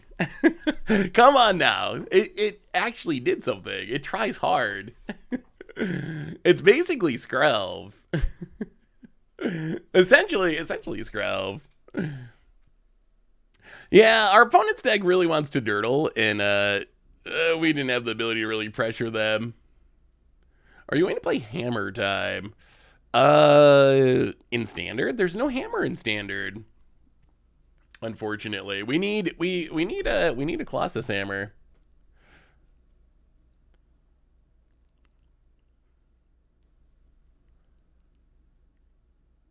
Yeah, so far, I mean, we gotta give it a fair shot. But so far, I would say, out of all the cards we've played with or against, it's the one that has probably flopped the hardest. It was a card I was pretty excited for too. But boy, it has just not really done anything. Tap land goo. So I have to see the Neoform Atraxa in Pioneer with delve creatures like Velomachus. Ooh. That's spicy. Opponents on Esper. Esper Control 2.0. All right, well, I guess we'll play the Flamestoker. Play the Blackleaf Cliffs. That's the turn. Yeah, I guess that is asking a lot, right? Good when you have like 4 Planeswalkers. Everything's good if you have 4 Planeswalkers. If you got 4 Planeswalkers, your life is wonderful. Maybe you don't really need. Can this not block? All right, hit you with the Flamestoker. Boom, down to 19 past the turn. Opponent goes to combat. I mean, I still think like it's got to be a way to turbo the Planeswalkers. I think maybe part of the issue too is people haven't really built around it, if that makes sense. Oh boy, JC. Well, Experimental Augury. We really got to hit our land drops.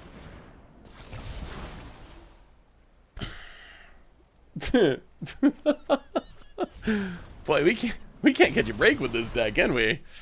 Oh, yeah, your go. No land. Opponent. Rot. Wow, are they playing Rotodrobic to make zombies vigilant? Interesting.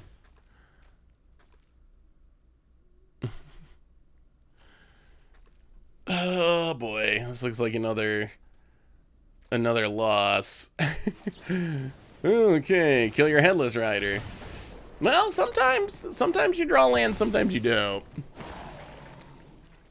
Opponent adapts. Yeah, I mean, and I think part of it is maybe people just haven't really built around it effectively. Like, I think Ichor Gauntlet, I think maybe you want to play it with specific Planeswalkers where you can rush the ultimate. Like, we saw that one opponent with the staff. Like, they actually had a plan for staff where they were like, oh, now we draw a tap land and we're dead.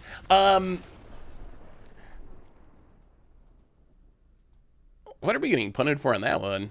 For not drawing lands? I think you gotta have a plan for it. Like, I think you want to be like, Ichor Gauntlet, I play a bunch of Planeswalkers where I cast one spell and then I ultimate them or something. I think, like, this deck, we'll do one more and then we'll try the Esper build. But I think this deck, if we look at the deck list, most of our Planeswalkers don't even ultimate, do they? Like, what actual value do we get out of Ichor Gauntlet in this deck? Like, I guess, so Obnixilis can kind of ultimate, sort of. But if you look at the cards we actually have in the deck, like, Obnixilis kind of ultimates, Jace no ultimate, Kaido no ultimate, Saheeli no ultimate. I guess Kaido like sort of ultimates, but you need creatures. Vraska has an ultimate, but I think that's where the power is going to be, is like Planeswalker comes into play with 5 loyalty, it ultimates at 7 loyalty. I can play this in ultimate in 1 turn, or I can play this in ultimate right away. So I think maybe it's not that Ichor Moon Gauntlet is a bad card. Maybe it's that it's not being built around properly yet. Untapped Land! Welcome to the Fishbowl. Jace, yeah, Jace is so bad. Welcome to the Fishbowl. Thank you so much for your subscription. Big Soup Jeffrey, thank you. I mean, Jace might be good in... It might be good in Mill. Like, if there's a shot for Jason Standard, it's gonna have to be an actual, like, straight-up Mill deck, I think. Well, play the land. Is this Blue Control? Koth also was not impressive. So we've talked about cards not impressive. What has been impressive so far? Obliterator has been impressive, I think. That's one that sticks out on the positive end, I'd say. Well. Alright, Omnixilus time. Probably can't counter both of them, can you, control deck? Really? Koth has been impressive? The games I've seen with Koth, it has been the opposite. People don't appreciate the power of the Elesh Norn. They just don't get it. They don't get the power. I will show you the power of Elesh Norn. We're getting there. I mean, that is true. If your Planeswalker is good because of hashtag deck thinning, is your Planeswalker actually good? Let's take up Omnixilus. Let's take up Omnixilus.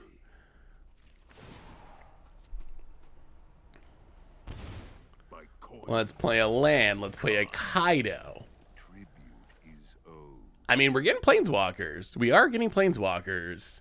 This might be where Ichor Moon Gauntlet could actually do sweet things.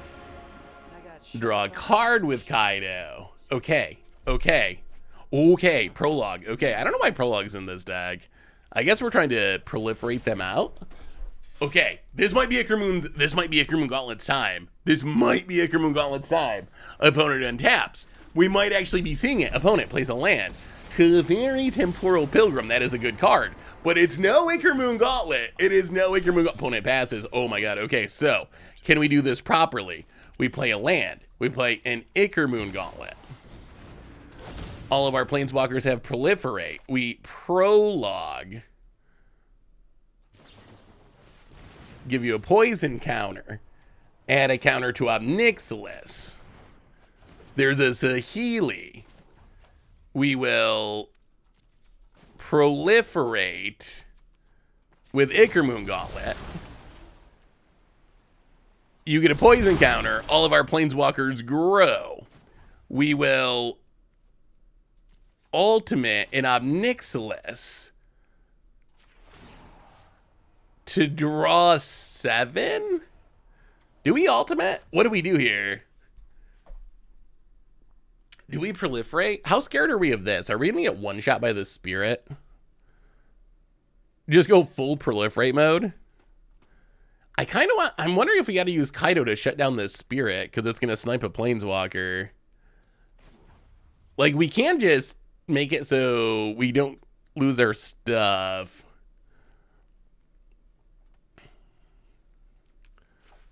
Maybe we don't actually need cards.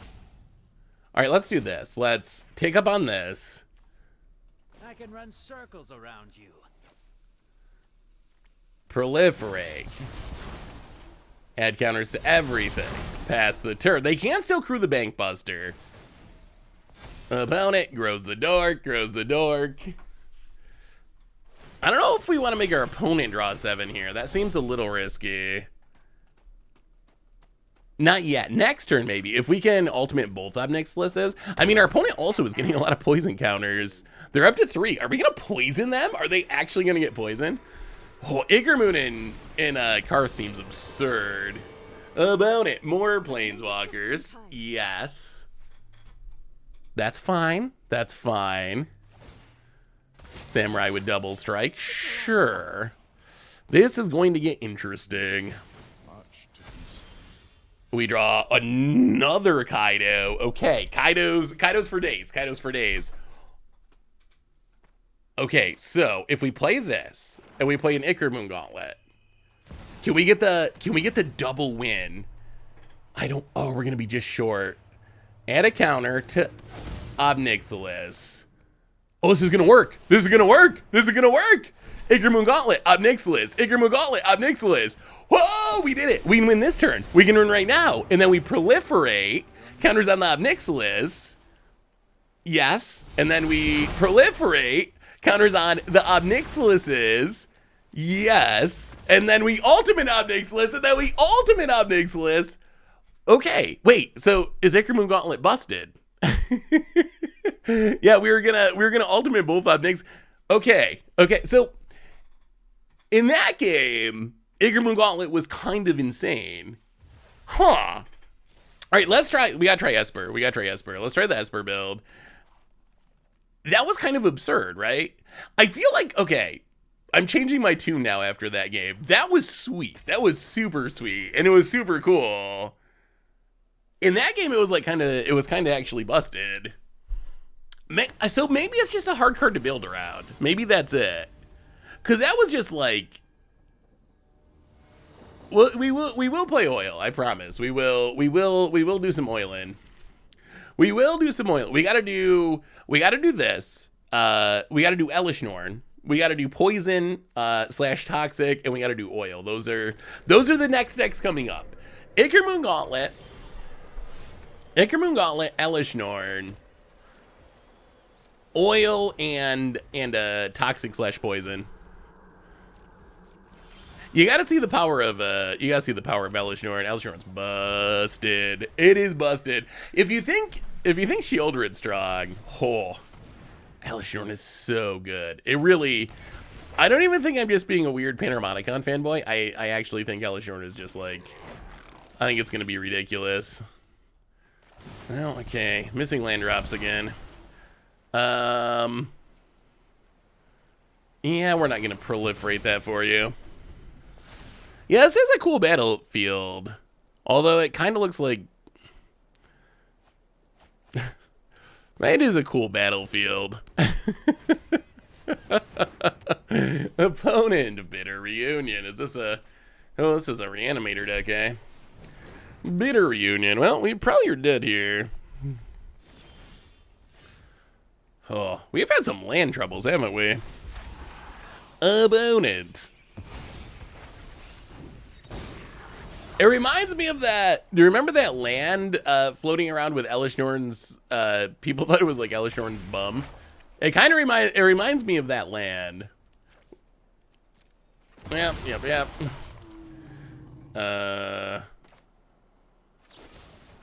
Well, each opponent sacks a non-token creature. How's about that? Opponent hits us, toxices us. Hey, it's a land. All right, well, kill that. Might be a little too late though to get the fun started. Opponent, Cruelty of Gix. Again. Gets back the dino. Again. Hits us. Again. All right, well. Play the land. Each opponent sacks a non-token creature. I think this deck should have 25 or 25-ish. Fable of the Mia Breaker. We're at 4 now, though, so we're just dead in, like, every possible way. If we draw a land for Farewell, that could change things. Oh, they get to haze, that's right. Yep. Well, missing those land drops was not good. Would this be a good Ickermoon Gauntlet deck? No, not really. We missed our land drops arena.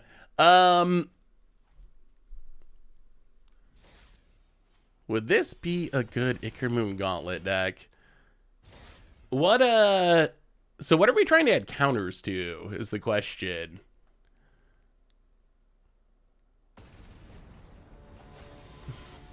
Oh, I see. So is the hope to play Ickermoon Gauntlet and play Mind Splicer Apparatus and then and then win with Light Up the Night. I mean, I think it's definitely a funny idea. I think I would want to see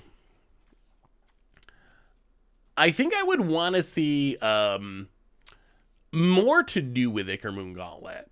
I think the problem I would see here is if you don't have Mind Splicer apparatus, then Ickermoon Gauntlet is just a blank piece of cardboard. So I think I would try to add some Planeswalkers, maybe some other counter synergies, even like I don't know, Reckoner Bankbuster. You can keep the counter and keep drawing cards. I would try to look for a few more synergies to really make it work. I think the idea is really funny though. The idea, it seems like a really hilarious, like, against the odds win if you can actually pull it off. So I really like that aspect of it, but I probably would want a little bit more to really power it up. Hey, what's up, the Gremlin? How are you? Good to see you. Yeah, the mana base could probably be tuned a smidge. Lustville Jades for the 27th month. Welcome to the Fishbowl. Ooh, up against Jim Davis. Thank you so much for your subscription. Big Super Jim for you. Thank you.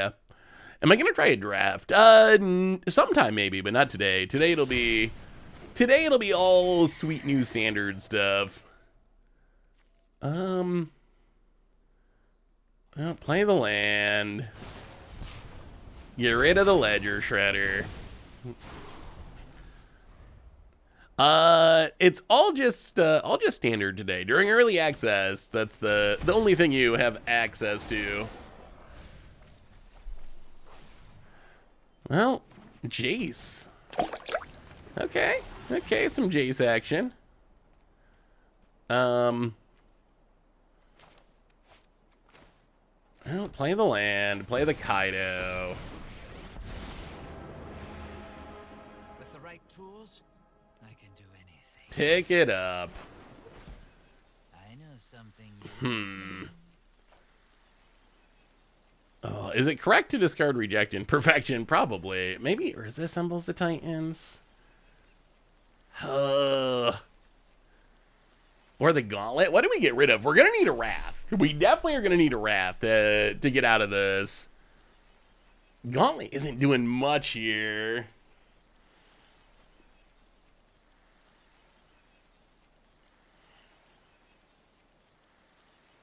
Yeah, I think we get rid of Urza Assembles the Titans. It's just too slow. About it, Flip and the Hulk. Yeah, I mean, that is something Jace is good at. If 4 mana mill 12 or whatever is gonna be good in your deck, then I mean, I think that's how you think of it. Like, it's kind of a sorcery almost.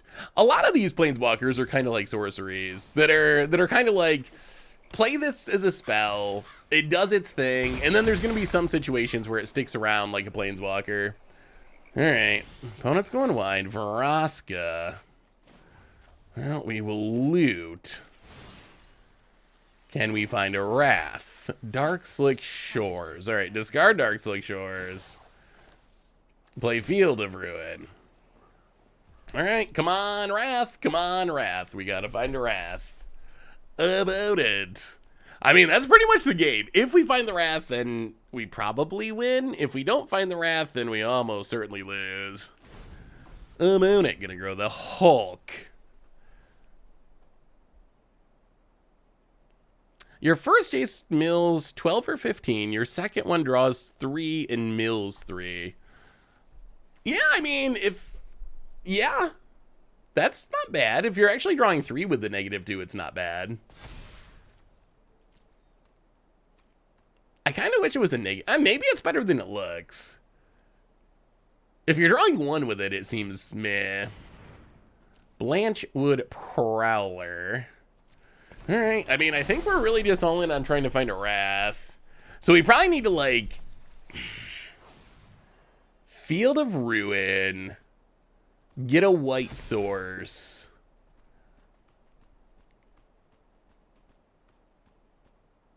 Experimental Augury.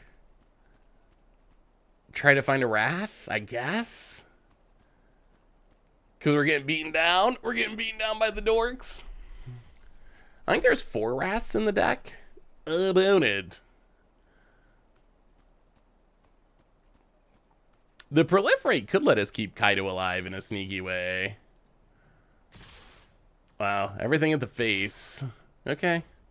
Sure. We take the beats. Ouch, down to 9. Well, 1, 2. Feel the ruin. Blow up the shipwreck marsh. Get a planes. Come on, deck. We need the wrath. I think that Chromonics is a card that more likely to play in an older format. Oh no. We might need another planes in the mana base. That's gonna be an issue. Well, we can take a go for the throat. That's better than nothing, I guess. Okay, there's our white source. Is there a way we can stay alive? What happens if you ultimate Kaido? You get an emblem with when a creature you control. Oh, that's like the worst. That's like the worst ultimate. Oh, Jim doesn't have any basics either. Okay, well now I feel better about only having to get a swamp. That was just a strip mine for Jim. Oh, I don't think we Vraska this turn. If we Vraska here, we have to spend 2 life down to 7, and then we're in kind of sad shape. Let's take up Kaido. Loot. Okay. That's very interesting. Discard, sadly, the Ickermoon Gauntlet. Okay. Okay, that really changes the equation quite a bit. We will pass. We'll kill the Hulk. Okay. Okay. And then we got the farewell. We did it. We found it. We found it. We found it. Opponent. And we have the rejecting perfection. So we should be able to, since we have the counter, we should be able to live this turn. 1, 2, 3, 4, 5. Opponent going face. No fear of the Kaido ultimate. I mean, I guess our opponent could have a...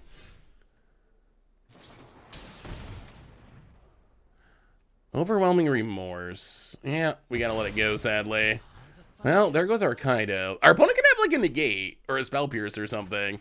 Otherwise, this should be helpful. Creatures, graveyards, get them all. Oh! See you, Jim. Farewell to you, friend. Yeah, casting upkeep is the correct time to do it. Well, let's Vraska. Tick her up, draw a card, proliferate. I mean, maybe we can get the Vraska win down to 3. We can't draw too many times though, or we're gonna run out of life. Reclusive taxidermist. Well, Vraska, take it up, proliferate. Down to 2. Play a land. Depopulate. Come on, Vraska. Come on, Vraska. At 1 life. Opponent. We're going to have to find a way to get 1 poison counter. Opponent. Oh, no, another one? All right. This time I think we actually counter it. If we could have done it in the opposite order, that could have proliferated for us. Oh, we have a ton of Wraths in this deck, don't we? Well, we're going to 1. We're going to 1. Yeah, the Ickermoon Gauntlet would be good here. Come on, proliferate. Oh my goodness, that actually works. Okay.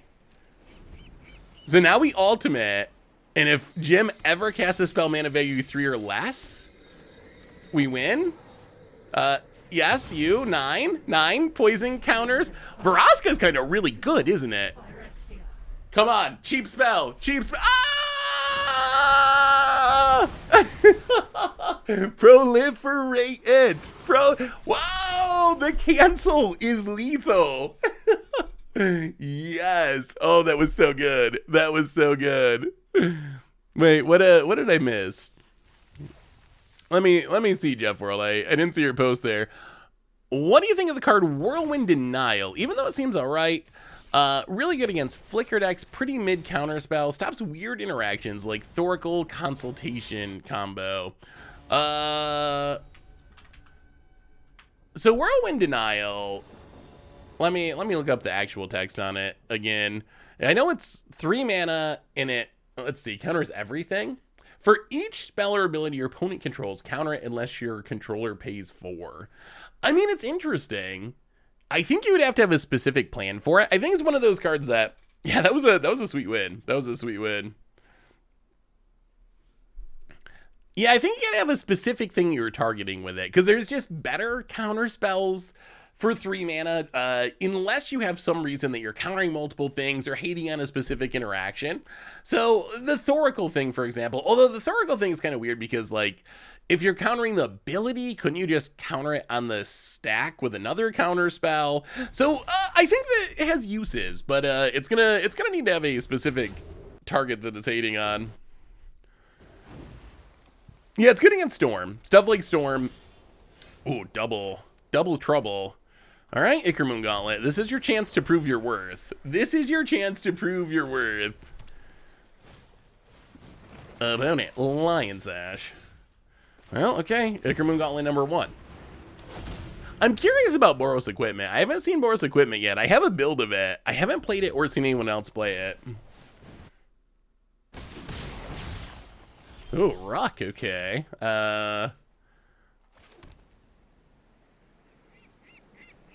Yeah, let's pass. Start doing Wandering Emperor things.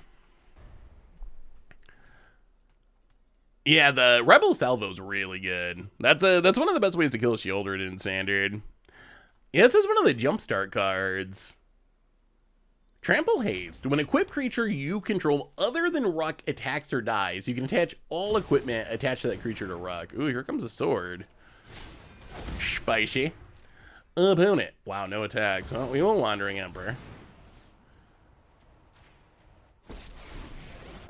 And take up Wandering. Actually, proliferate. How about that? Let's proliferate Wandering Emperor. And then depopulate. Add a counter to Wandering Emperor.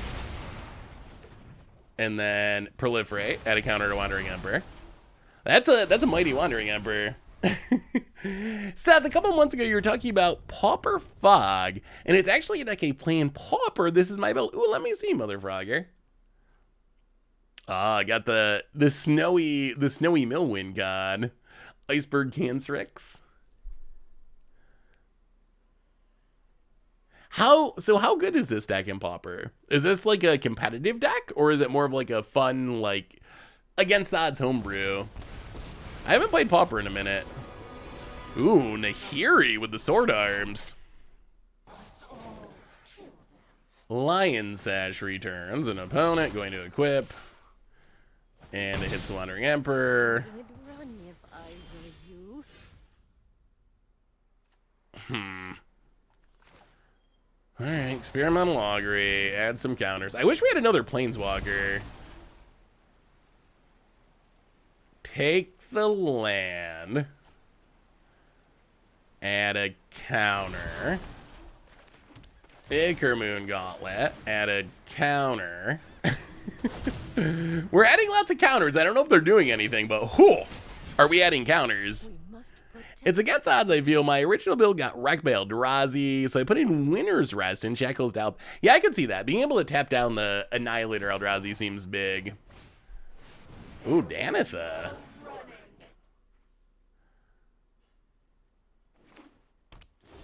With a Lizard Blade.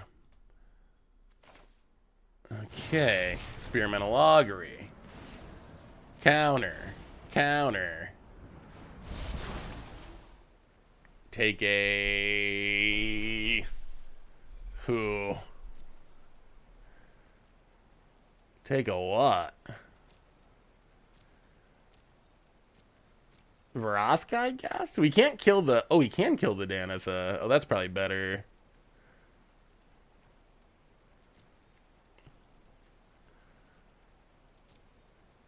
Alright, Drowning Ichor. Let's just get rid of the Danitha. Add a counter. Get rid of the Danitha. At 1,000,000 counter. We're going to take an extra turn here pretty soon with this Wandering Emperor. We're actually getting very close to extra turn mode. Well, gotta attack. Wait, what do I do wrong? Plus Wander to get a counter on the Wanderer. Wait, but if we plus Wander, we can't activate another mode, right? If you ticked up the Wander, oh, I see. Start adding the Icarmoon counters to the Samurai. That could be worth it. I guess the extra turn probably isn't actually that good here, really. Ooh, Kemba. Spicy. Picks up the sword. And then Nahiri. If we can get rid of this Nahiri. All right, opponent digs up. Bladegraft Aspirant. Ooh, Kaido. Well, okay, so play Kaido. This might work. This might work. Counter on Wandering Emperor. Counter on Wandering Emperor. 12 counters on Emperor is better than extra turn. I'll do it myself. So we can proliferate with Kaido. What is this plus ability? Until your next turn. Oh, so we have to attack during our extra turns too? Maybe Nahiri's good. Yeah, Venser could be good in this deck. Oh, Johnny's Sleeper Agent seems sweet with Gauntlet. Oh, that'd be so good. Do we even take an extra turn?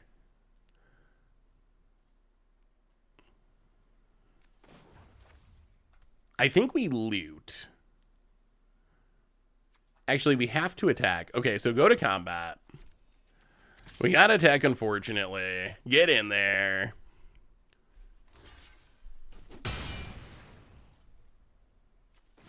Draw with Kaido.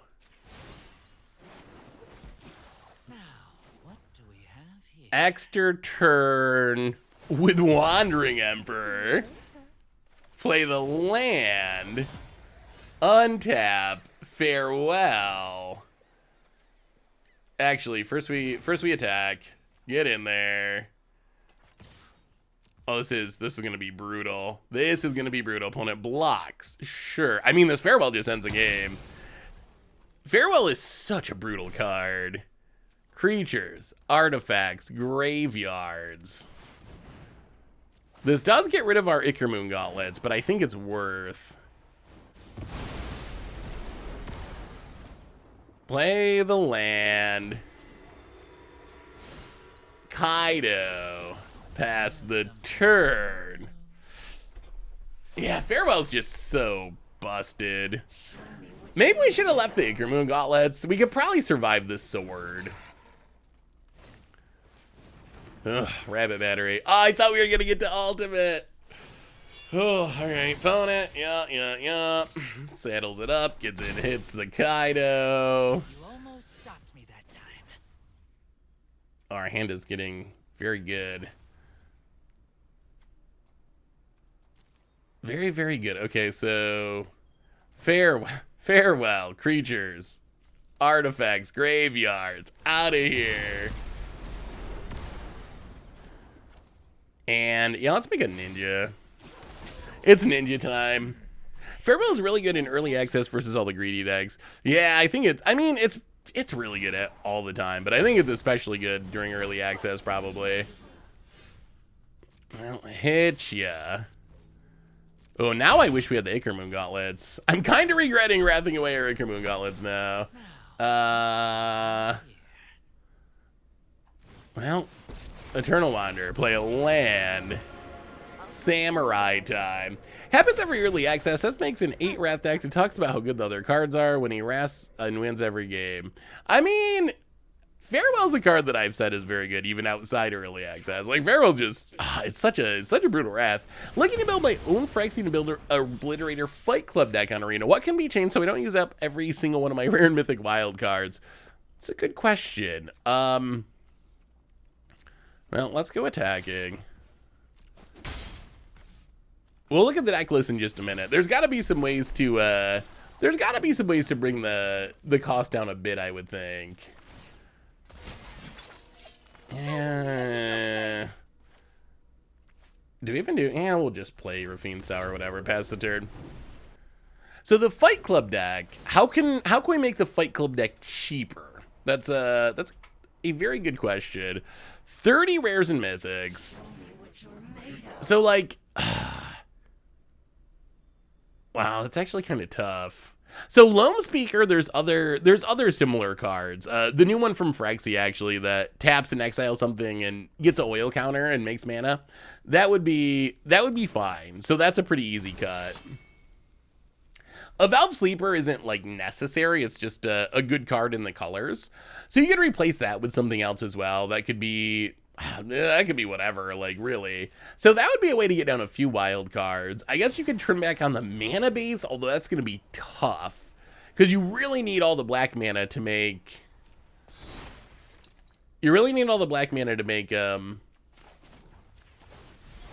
Obliterator work. But I would start there. That would help a little bit at least. I'll go attacking. So what do we think about Ichor Gauntlets? Is Ichor Gauntlets, is it good? Is it bad? Is it somewhere in between? Now this. Well, take out Mega Samurai. I think Eternal Wanderer is actually really good. Oh, if we had those Ichor Gauntlets. Yeah, I definitely regret that farewell. We would be ultimating so many Planeswalkers if we had Ichor Gauntlets. I mean, we're winning. We're winning by a lot, but it would have been sweet. Opponent Aster. They do seem a little win more-ish. Although, winning more is fun. Yeah, I think Eternal Wanderer is one of the best cards in this set.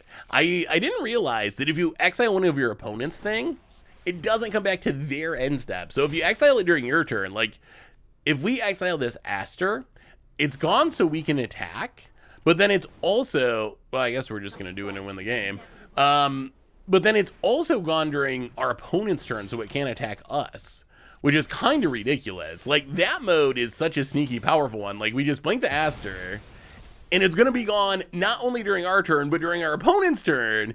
So it's actually a very good plus ability, and then we just win here. Okay, so Ichor Gauntlet.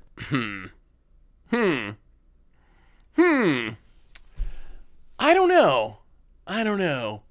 What do you think of the Spell Birthing Pod? I love the flavor of it. I think the flavor is really cool. It's something that I would play for fun. I think it's probably medium power level. Ooh, Ichor Moon plus Luxor could be sweet. Let's try, we gotta try, I promised we'd try Elesh Norn. I promised. People wanted to see Elesh Norn. We'll play some Mom. It's Mom time. We've waited long enough. A reminder, by the way, that our sponsor is Card Kingdom. If you need some magical cards, you can come over at cardkingdom.com/MTG. So I have multiple Mom decks. I think we're gonna play Mono White Mom. Do we try Thun? We haven't played Thrun yet. So this deck, it's a Panharmonicon deck. Everything's a ETB. Spirited Companion for card draw. Ambitious Farmhand for card draw. Lorn to blow up artifacts and enchantments. Archangel of Wrath. Our one kind of splash card for kicker to close out the game. Milestone of Weakstone. Card draw and removal. Sanctuary Warden card draw. Eternal Wanderer. Blinking stuff like Combat Thrasher. And then Mom is holding it all together. So Mono White Mom. Let's give it a go. The Elesh Norn mirror was hard to watch. It was watching you play Croakies. Oh, really? You didn't? That was not entertaining? I thought that was a very interesting game. I thought the game was super long. Like, that's, I think, the longest best of one game I'd ever played. It was like a 45-minute best of one game somehow. Panharmonicon. Actually, you like Panharmonicon? Is that better? Is that better than Panharmonicon? Yeah, we'll try this. Eternal Wanderer is a good card. Sand might be too slow against aggro. Oh boy, Fang of Shigeki. That's kind of aggro. Have we tried have any plans to play Rot Priest Shenanigans today? We have not yet placed Rot Priest, but Rot Priest is on our list. After we do Panormamamon, Mama Monicon, whatever we're going to call the new Elesh Norn, but after we do a new Elesh Norn, next on the list are Poison decks and the Oil deck. Those are the two. So those are ones that are coming up. They're coming up. And we'll try at least one of the Rot Priest decks during the poison time. I don't know if this is going to be fast enough. We'll see. Oh. Okay.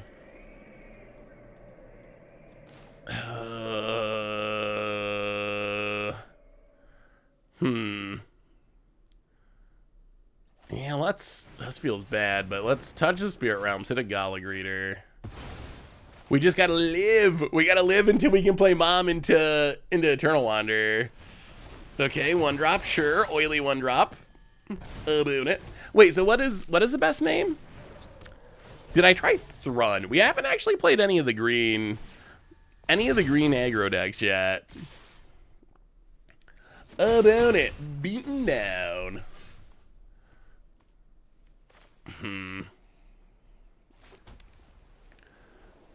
Well, play the land. You know what? Let's Spirited Companion. That's fine. Spirited Companion, draw a card. Oh, is Mom gonna be fast enough, or are we gonna die here? About it. I mean, they're not gonna kill Mom, I don't think. Like, a 4/7 against this, it is not gonna die. Okay, another adaptive. This also shuts down all the Gallagreater triggers. Solar System Wolf, welcome to the fishbowl. Mom. Mama.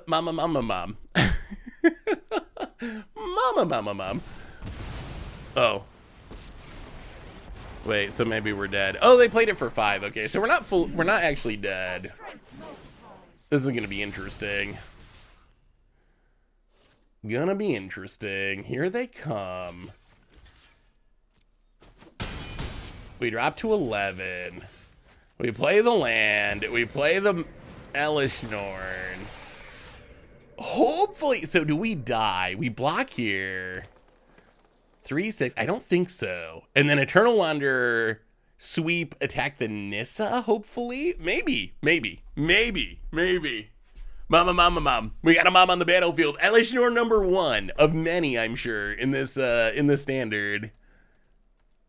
About it.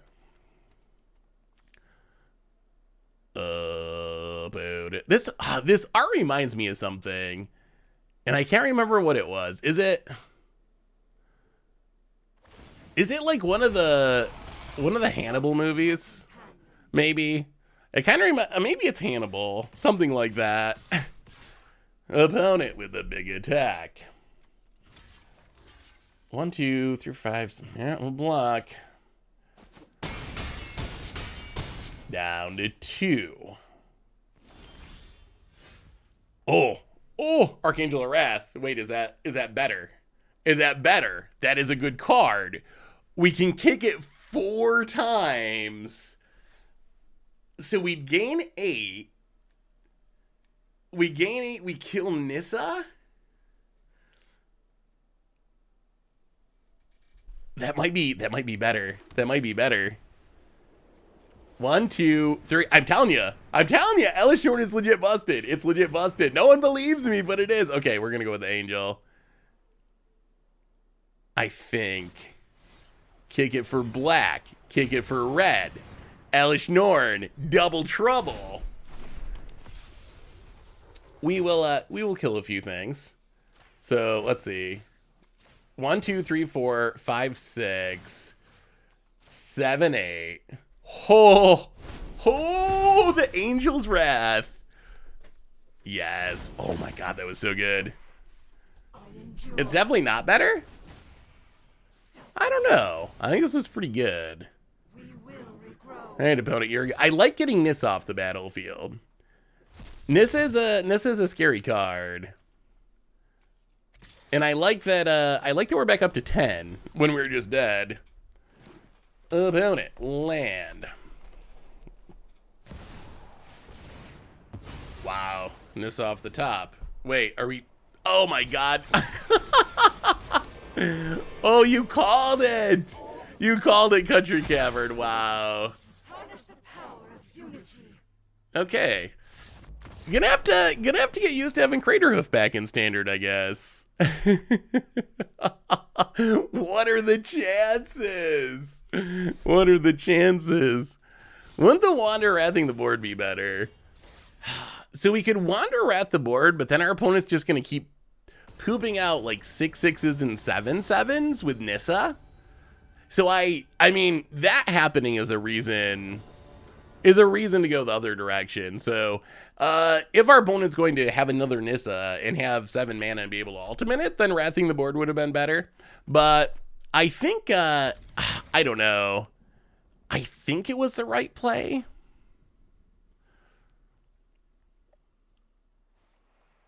You can kill the tokens by killing Nissa. No, that's not how it works. I think people misunderstand that, but the tokens have a actual full, they have their stats no matter what. Like, they're not tied to Nissa. When you make the token with Nissa, oh, it's one of these decks, eh? When you make the token with Nissa, it's the token's going to have the power and toughness equal to its loyalty when you activate the ability. Mono green stop, and that's going to be the same whether Nissa dies or doesn't die. Mono green stoppy, welcome to the fishbowl. Thank you so much for your subscription. Big super cheer for you. Thank you, thank you, thank you.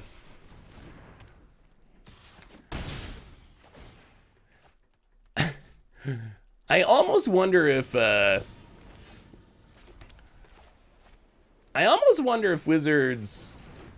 Wizards did something with the algorithm to make sure that people would draw their Venerated Rot Priest today. I swear that every time I've played against anyone with Venerated Rot Priest, they have it in hand every time. 100,000% of the time. Future standard. Booted. Well, why would we not want to target? Oh, this has abilities. Oh, well, I guess that doesn't actually work now, does it?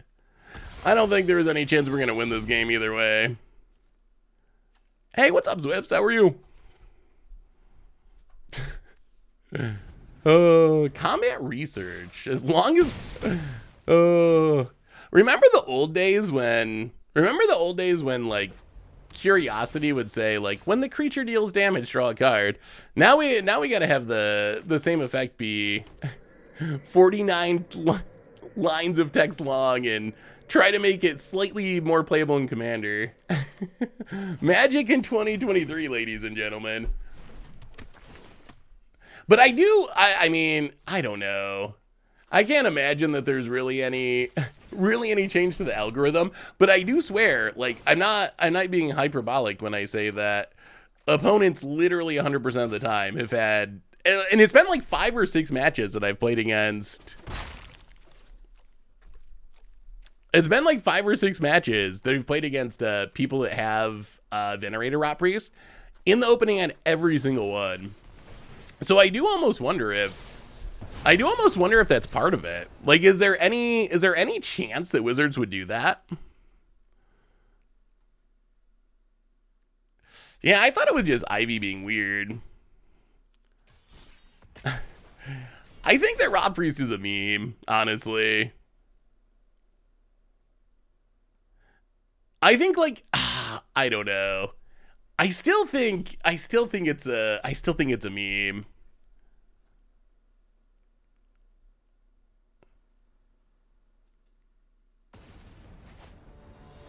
Hey, what's up, Zin Harquin? How are you? Good to see you. Good to see you.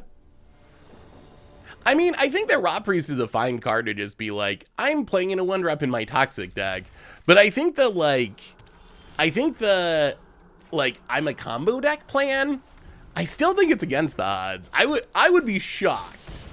I would be shocked if we look at Standard in a few months, if, like, an actual tier strategy is like, I'm playing only Rot Priest and trying to mulligan into it and, like, target it with the slip out the back. Like, if that's a legit top tier strategy, that would be sweet because that's far out there, but I would be absolutely blown away.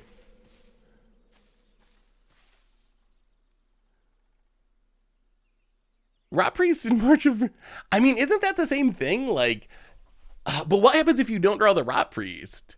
Rot Priest, and then you March of Burgeoning Life it and get another one. Like, it's funny, but I don't know. I mean, I love janky decks, so I guess I'm rooting for it, but for me, I'm just like, it seems like it's focusing so much on the like ceiling, the like, remember that deck we talked about with like how you can win on turn 0 in Modern?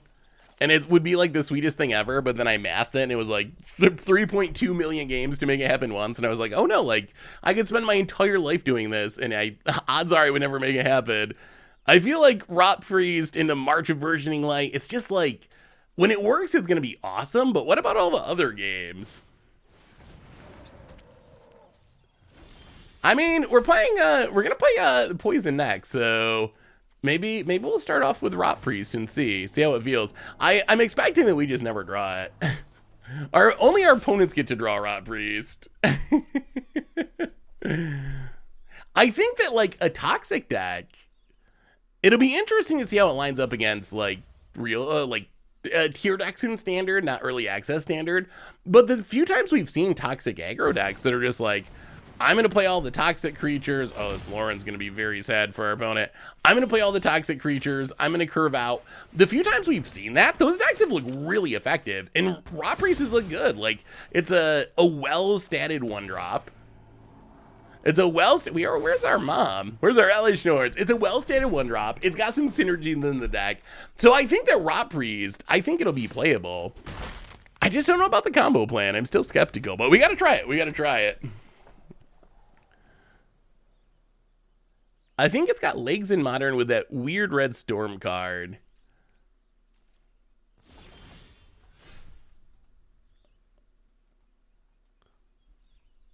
That would be sweet. I mean, I hope Rot Priest Storm is a real Modern deck. That would be spectacular.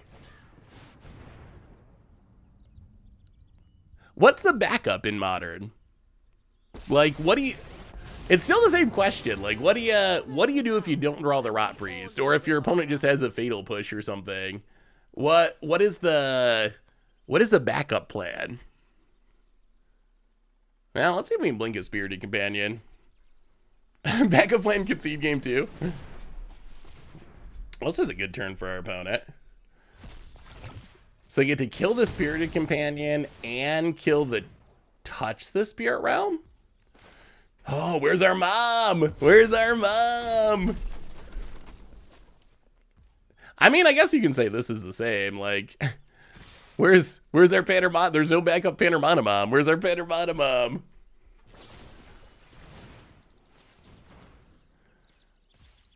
Go for the throat to kill the Lauren. Well, I guess we're going to each draw. It's a Spirited Companion. Come on, mom!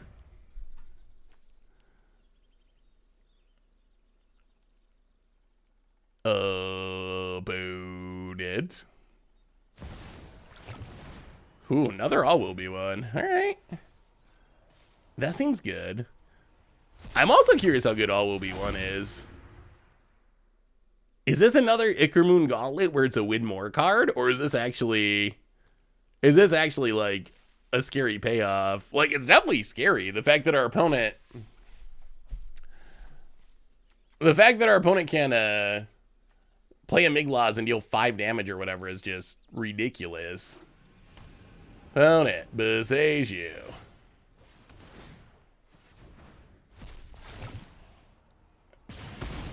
Okay.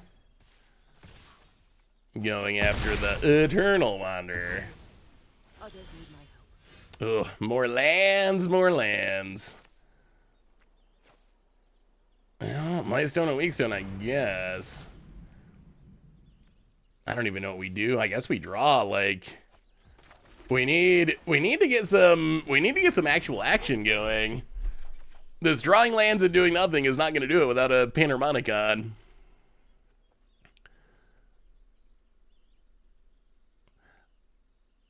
I believe I will be at MagicCon Philly. Yeah, that is a plan. So if you're going to MagicCon Philly, come say hello.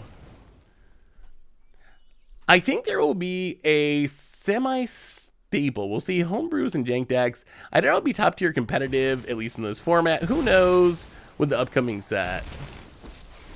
We need to kill the Maze Crusher. I mean, the Maze Crusher has kind of already done its work, right? It's kind of just a 4/4. Defy me, and you The all will be one's the issue, I think, at this point. Like, that's the card. Wow, we just never found 20 cards deep, no Panharmonicon. Oh yeah, I mean, anyone can use any of the games from early access for their content, as far as I'm concerned. Opponent's going off, Hollywood style, with their all will be one over there. Oh wow! All right, Obnixilis again. Well, that was kind of a cool turn. With I mean, all will be one. We saw the first one get killed, and it was sad for our opponent. And then this one actually, like, this one stuck and it did some work. And our opponent, that was a turn. The solution to having Rat Priest in Modern is unbanning Green Sun Zenith so you can tutor for it. Oh. But then will everyone just be tutoring for Primeval Titan? That's the problem. And also Dryad Arbor. I actually think I would like to see Green Sun Zenith be unbanned, but they're gonna have to, I think, ban multiple cards. I think you're gonna have to ban multiple cards to make it happen. Should change your name to Set the Monogon. legally.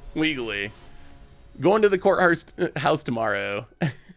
I wonder what a judge would say about that. Seth, I mean, I guess you can probably change your name to whatever you want, right? Like, there's probably nothing illegal about being named Seth the Monogon. Be awkward to explain to the family. Oh, about it. Wow, this is someone else Ivy memeing. About it. Ivy memeing. Oh, well, if this is the meta, maybe we gotta switch to playing the Infect decks and go Ivy meme.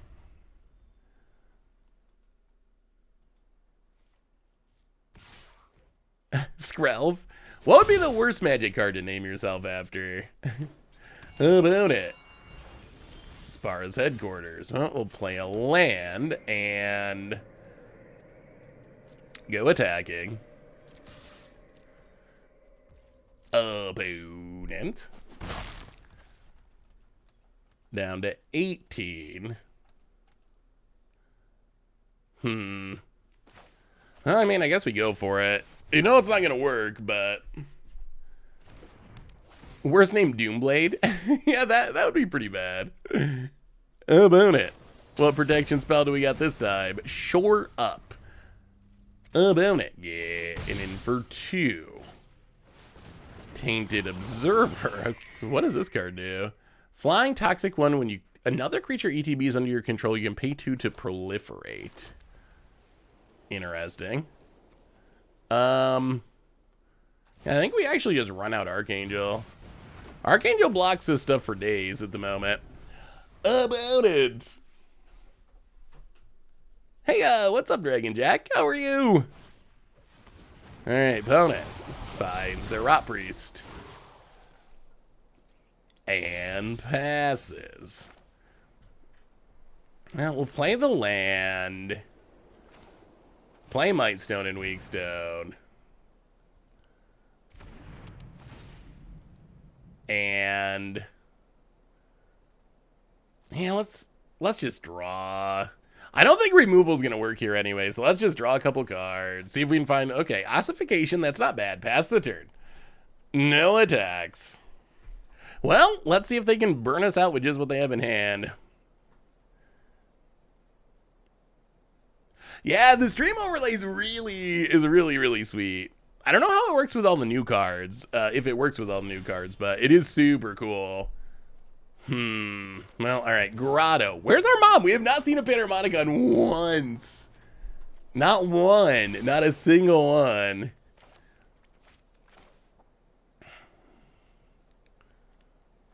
Well, let's Ossification.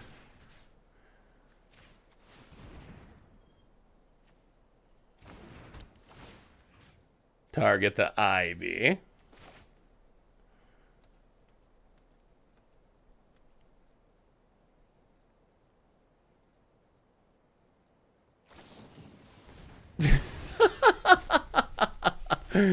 Alright. March of Burgeoning Life.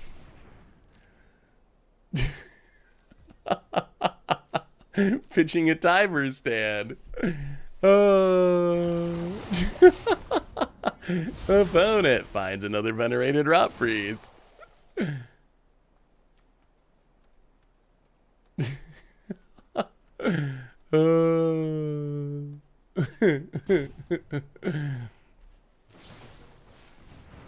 March of Swirling Miss. Phases out their board.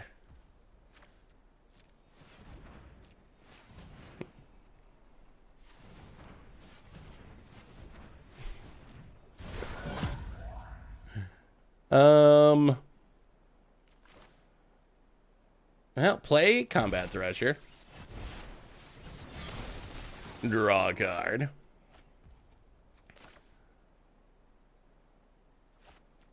Play Touch the Spirit Realms.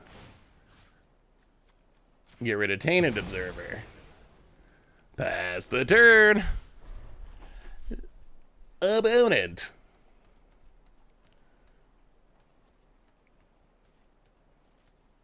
Says nice and passes. Well, Spirited Companion. And I guess Touch the Spirit Realms. Let's see if our opponent top decked. Looks like no. Combat Thresher.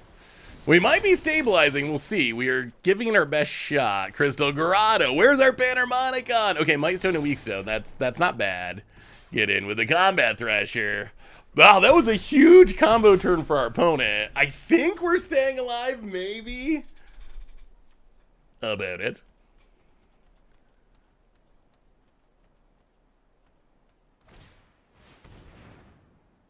Winterhorn's Blessing.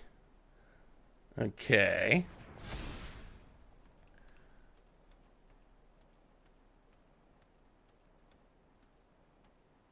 Oh no, did they go double top decks? I mean, if they got another spell, then I think they actually can do it. Well, okay. Mightstone and Weakstone, yes. Get rid of the Rot Priest. Okay. I think we may have survived somehow. Lauren.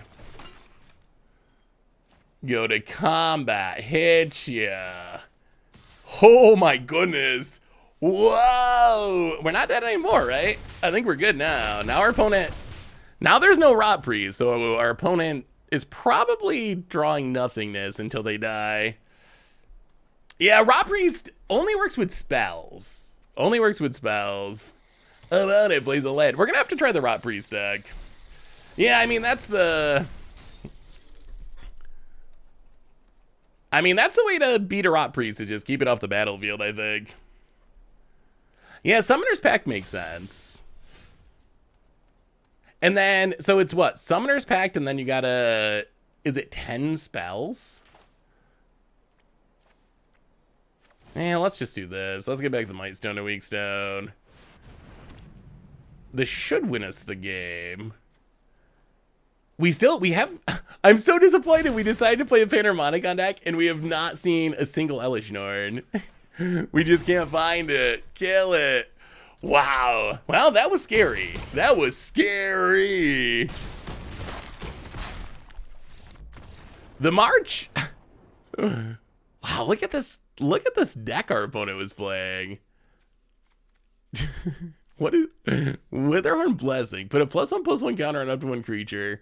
Tap up in one creature you don't control, and that creature doesn't untap. Venerated Rot Priest. March of Burgeoning.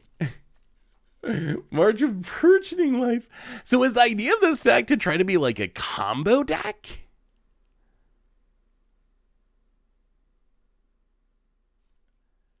Is idea of this to be a combo deck? Is idea you like? So I'm okay. Let's try one of the poison decks. Hey, good game, Scuffle. So do you think the idea is? So is idea like? Are you trying to be zombie hunt essentially? Where you're like, I just mulligan until I find Rot Priest, and then I try to do this thing where I like get a copy of it and then phase it out, and that hopefully wins the game on the spot. Like, is that the idea?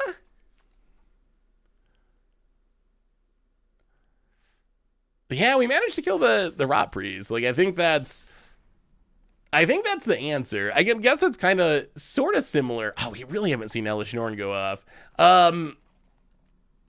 Where's the Rot Priest deck that someone sent in? Well, let's give it a try. Let's see what this Rot Priest thing is all about. Summoner's Pact keeps storm spells. Yeah, I'm curious. I'm curious what it'll look like in Modern. Yeah, how's the list been working for you, Scuffle? Yeah, I'd love to see it. Everyone's curious. I'm skeptical. I expect when I play the deck, this is what happens, and then I mulligan, and then I also mulligan, and then I mulligan, and that's the game. So I mean, I guess we keep this. Like, I guess this is it. Like, we don't get a Rot Priest, but Blandland Bastard. Booted. Evolving Adaptive. I want you to make the Goldfish crew regret the lack of respect. Richard seems so hard to please. Oh, maybe Richard comes across like that. Yeah, I'd love to see your list. It definitely looked interesting. Well, Bloated Contaminator. I guess we will counter that. We're the only one who gets to Bloated Contaminator around here. Well, okay, Bloated Contaminator. Go. Doing it. Wow, getting in there. Block, I think. I don't know how this goes wrong. Is there some oil pump spell? Is there an oil pump spell? I guess I get Lightning Strike, but I think that's okay. All right, Cami Flare, sure. And about it. Down to 12. Yeah, we've played like Ivy with Duplomancy before. It's super funny when it works. Hey, thanks, Scuffle. Good game. Have a good rest of the stream. All right, well, Tainted Observer, I guess. Play a land past the turn. Wormbane, welcome to the Fishbowl. Thank you so much for your subscription and for the kind words. Big scoops here for you. Thank ya. About it. Thundering Raju. Well, I will say that without Rot Priest, the deck doesn't seem as good. Less good, perhaps. We can see if we can find the list that we just played against and play their exact same list and see what it looks like. Possibly.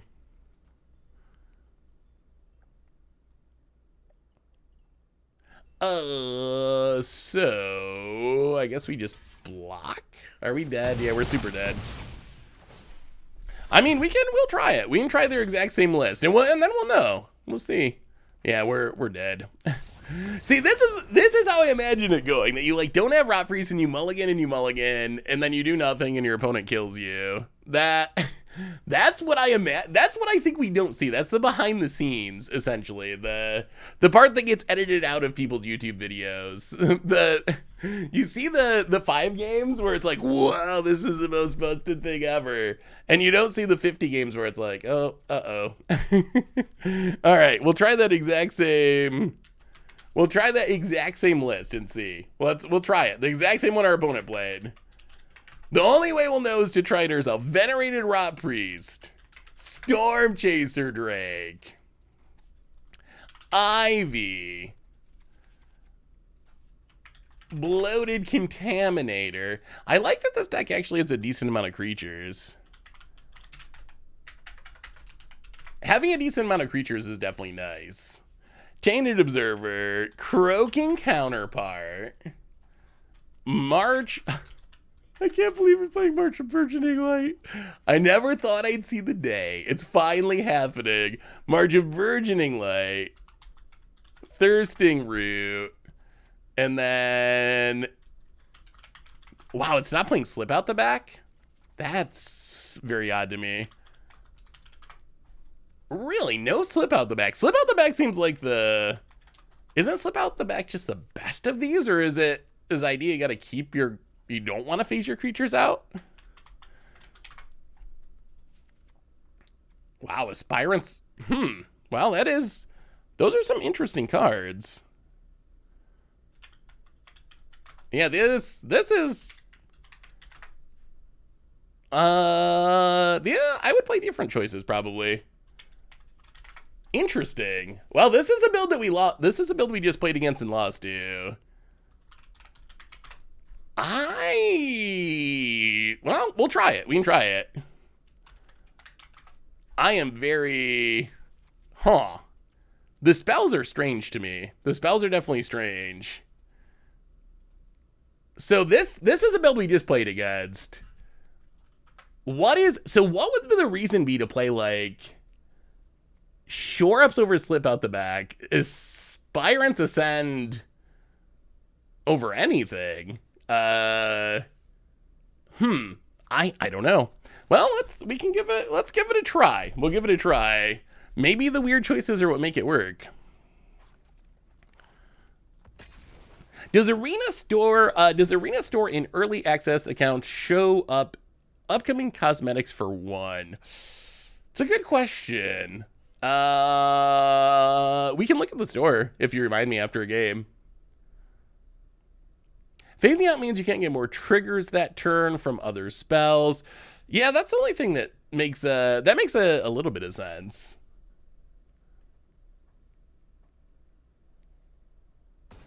Yeah, Aspirants Ascend.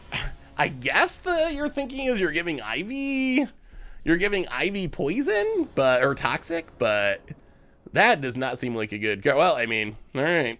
I assume if you draw this hand and win the die roll, you probably win. So I assume we shouldn't play Venerated Rot Priest here, right? Well, it's early access. No one plays removal. Like, sure, of course you play Venerated Rot Priest. No one's gonna have 1-mana removal on early access day. About it. Island passes. Oh lordy. Well, land and Venerated Rot Priest. And hit ya. And yeah, I mean, it's looking good for the Rot Priest here. About it. Drowned in Ichor. Triggers. Well, we will... March of Swirling Mist. Hit the Rot Priest. Trigger. And good game, opponent. Yeah, I mean, with a hand like that, the deck is looking pretty good. And then you play Ivy, and then you Tivers stand for 0. And I don't even know what happens here, but good things, I think. Sure, let's also move it over to Ivy. Wow, we don't even gotta attack.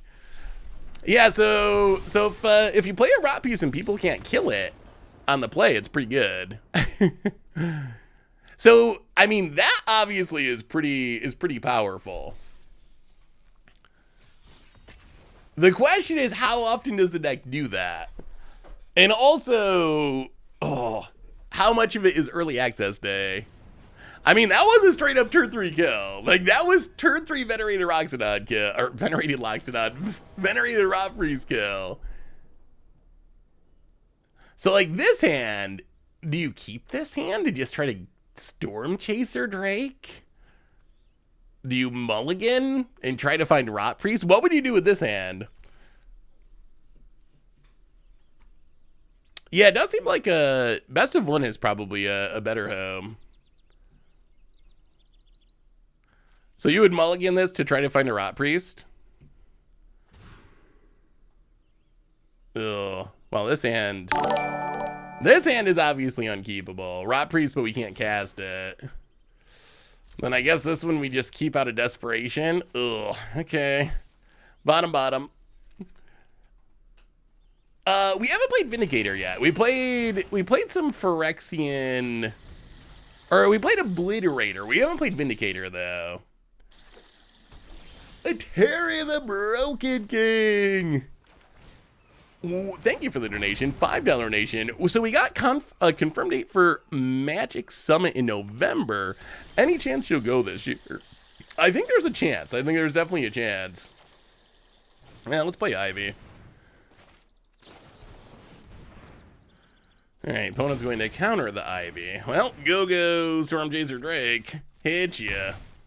Down to 18. Well, let's see if this deck can win without Rot Priest and on a mulligan. Oh, expand. Okay. Expand the sphere. Gonna do some ramping. How was it last year? I mean, we mulliganed to 5. I don't think we can mull to. I don't think you can go to 4. I wouldn't imagine. Well, we drew. Boy, it's a good top deck, that's for sure. Get in with the Storm Chaser Drake. About it. Down to 16.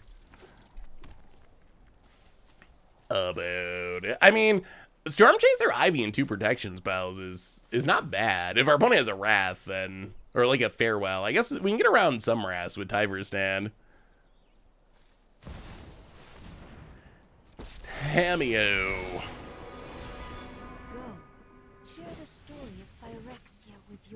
Alright, well, I guess we'll shore up. Might as well keep our Drake. And draw a card. I'll play the land. So do we just ignore Tamiyo, I guess? I guess we have to, right? Storm Chaser Drake, hit ya, down to 12. Go, Ivy. Haven't played Standard in about a year. Are there enough fight spells to make Obliterator Fight Night a thing in Standard? Yeah, that was actually the first deck, we played tonight, and it was super sweet. Yeah, alright. I don't think we can do anything about that now. About it, down to 12. Tamiyo ticking up. We draw land. Blizzard, welcome to the Fishbowl. Thank you so much for your subscription. Big super chat for you. Thank you. What happens when you add Toxic 1 to Toxic 1 minion? Does it hit for 2 or 1? Oh boy. Yes. If you have multiple instances of Toxic 1, you would get Toxic more than once. You would get Toxic for each of them. And I guess we should have played the land, probably. Actually, if we played the land, would we have won here? Oh, we would have, actually, wouldn't we? Tyver's Stand seemed good. Yeah, that was a mistake. We should have played a land pre-combat. We could have actually went for lethal.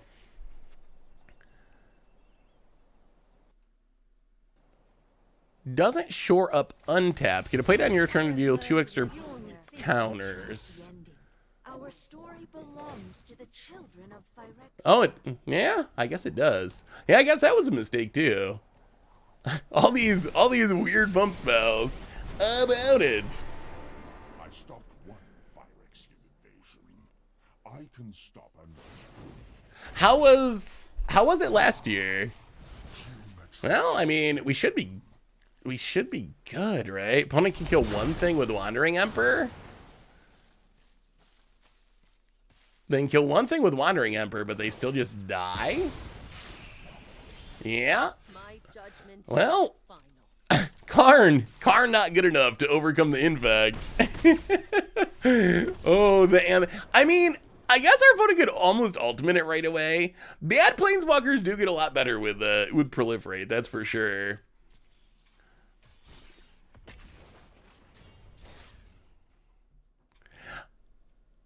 Yeah, opponent, I don't know what our opponent was doing. Trying to do some sort of proliferate super friend deck with a lot of expensive cards.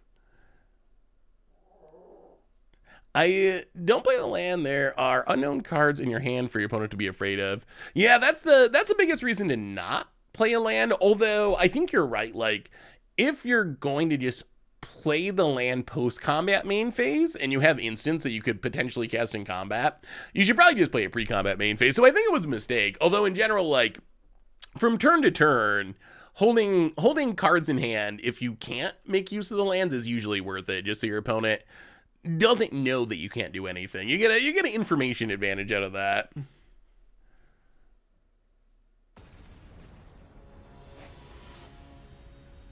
Yeah, maybe I'll see if I can make it next year. It'll probably depend on the event schedule for everything else that's going on.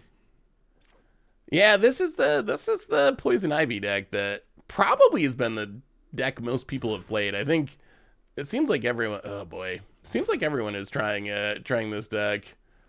Oh. Yeah, okay. Well, we'll see. Your go. Forest, go. We gotta try the oil deck too. I realize I'm probably asking the wrong question, but what plane do you think has the best cuisine? Ooh. Boy, I'm surprised no one's made like a YouTube channel about that yet or something, like Food of the Multiverse. I'm sure there's people who would watch that. What plane has the best food?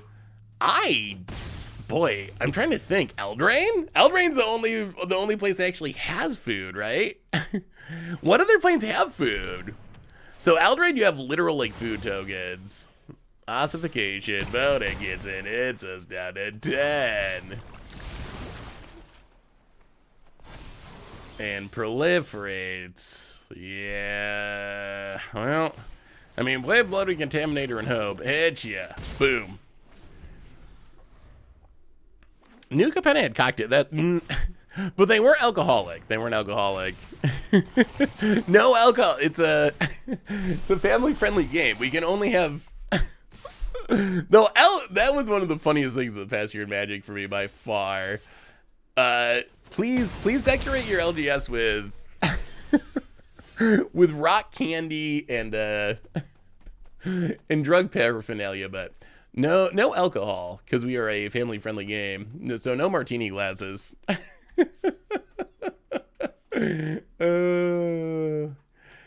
Feed the clans. The food part. Yeah. I mean, the deck is certainly so that it has like. The upside is super high. We saw a turn 3 kill, which a turn 3 kill in standard, like a literal, not like a virtual, oh, they can't come back from this, but like a literal turn 3 kill. That is as fast as things can get in standard. That's pretty unheard of. I don't know. I have no idea. For now, I think we just, oh boy, was he? Oh, okay, we actually have a Rot Priest. We did it. We found a Rot Priest. We don't have a way to protect the Rot Priest. I don't know about this. Aspirant's Ascend. The Goldfish add-on does not work very well. Ooh, what is the Goldfish add-on? Well, hey, Venerator Rot Priest. Boom. Turn 1.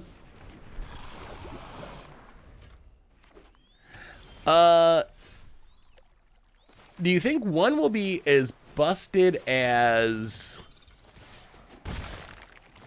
Do you think one will be as busted as Eldraine? I think it's a very strong set. I don't think we have anything that's going to be busted as Eldraine though. Ugh. All right, GG.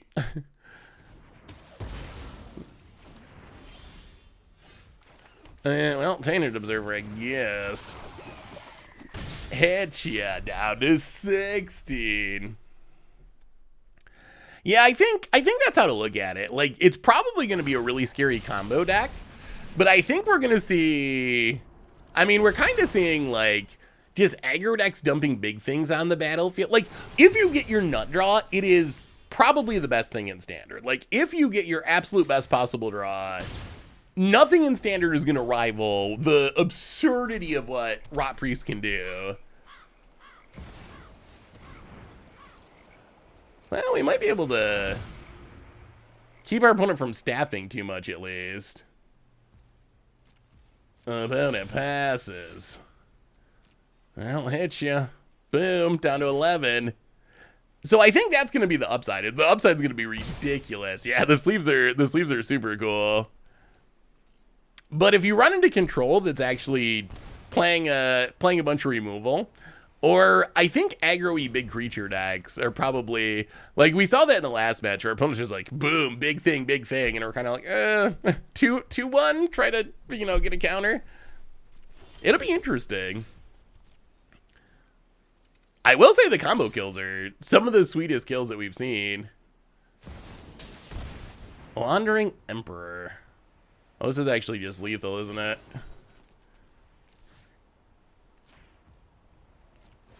Tyver stand has been very impressive. I am the Emperor of Kamigawa. Yeah. Well, I mean, we actually got him there. No, this is standard.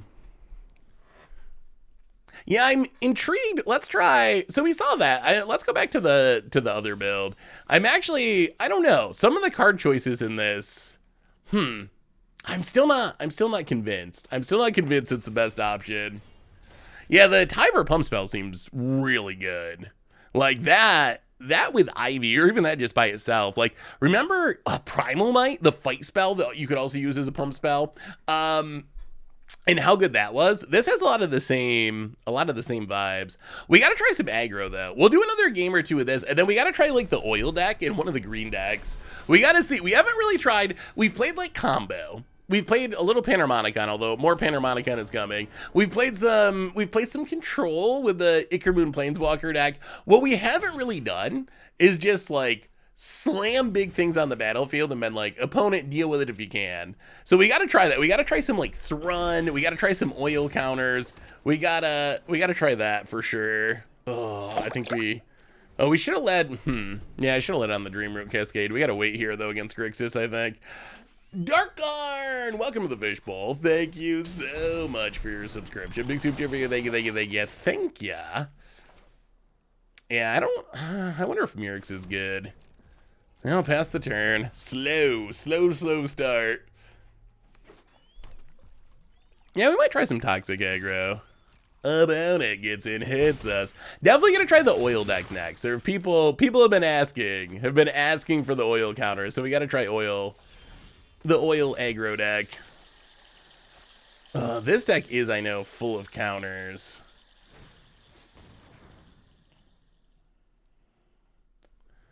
Venerated Rot Priest. Pass the turn. Opponent. Oh, if our mana was a little better, we'd be in really interesting shape here. You know what? Let's just preemptively phase this out. Opponent untaps. Did I miss the mom deck? Yeah, we played it a bit, although there'll be more mom coming. Mom, I'm sure will be the card we probably play the most out of this set. So it's just early access day. Don't worry, there will be a ton of momming in the future. Well, we got a combat. Hit you with a Rot Priest. If our opponent ever taps out, they're gonna be in trouble. Hey, thank you for the chat, Ario SW. Would an enchantment or a Rot Priest deck feel better? I mean, this deck felt. The deck hasn't felt bad. The deck has felt incredibly explosive. I would be curious to try an aura version. I would consider this to be kind of like a combo version, essentially.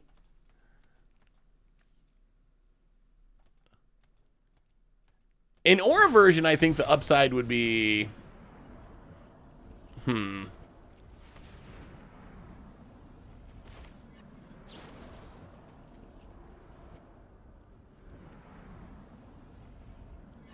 Wait. Choose a creature with mana value less than X. Oh, less than X. Wait, so we have to pay... Oh, okay. Yeah, March of Burgeoning Light is kind of bad, isn't it? So we have to pay 2 to make a Rot Priest? Okay, so exile. I guess you just gotta exile something. Get another Rot Priest.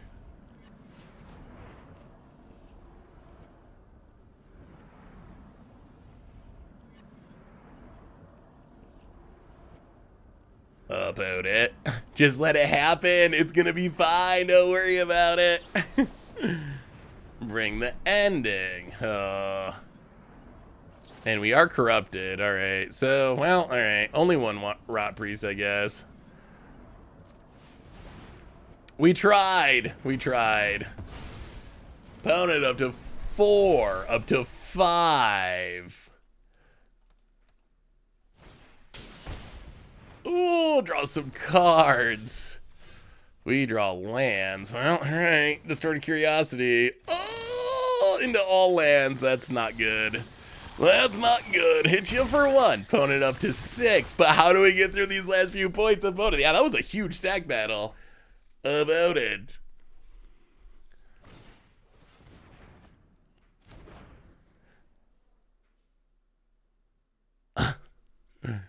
Stack is pretty hilarious, I will say. I don't know how we get through these last few points of damage. Experimental Augury. I think Voidbring Hybrid has a lot of potential. Wait, so did we decide what plane has the best food? Whichever one doesn't put milk on their cereal. What plane does not put milk on their cereal? What plane does not put milk on their cereal?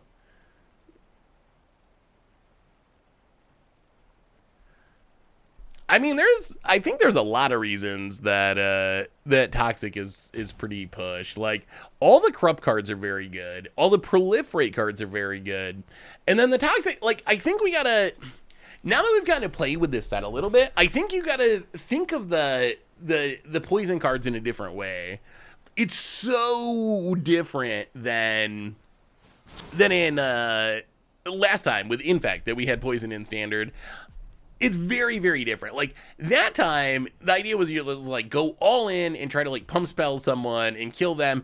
And the Infect creatures were pretty good considering how effective they were with pump spells and other like power buffs.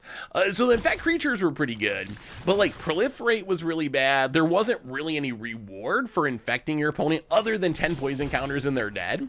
This time it's so different. In this set, the creatures, none of them are dealing many poison counters. You see, the best poison creatures are these toxic creatures that are dealing like a poison counter a turn, but the Proliferate's really good, and there's all these rewards, all the corrupt cards that are rewarding you,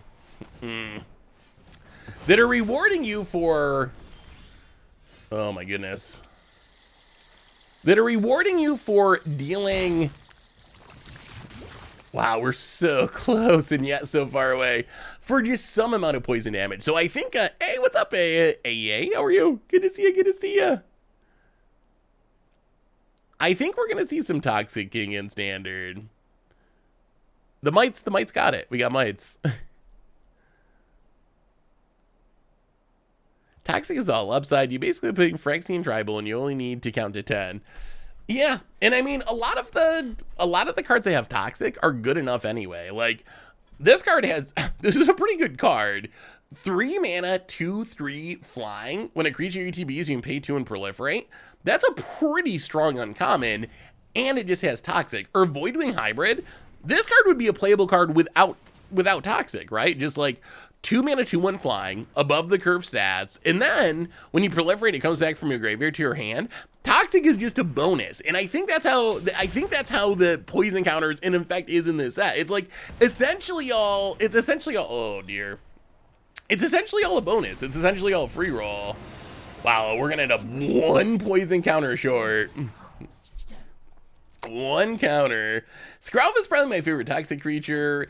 He's a mother giver of runes that gives your Toxic to your threats. Is amazing. Yeah, Skrelv I think is really good. And also apparently a meme, which I didn't realize, but yeah, Skrelv is very good. Hey Seth, just doing the stream. How easy is it to turn on Corrupt? It seems Toxic is more to turn on Corrupt than to infect out opponents, plus trying to prepare myself for pre-release this weekend. If you're built around it, it's pretty easy. I think it is very achievable.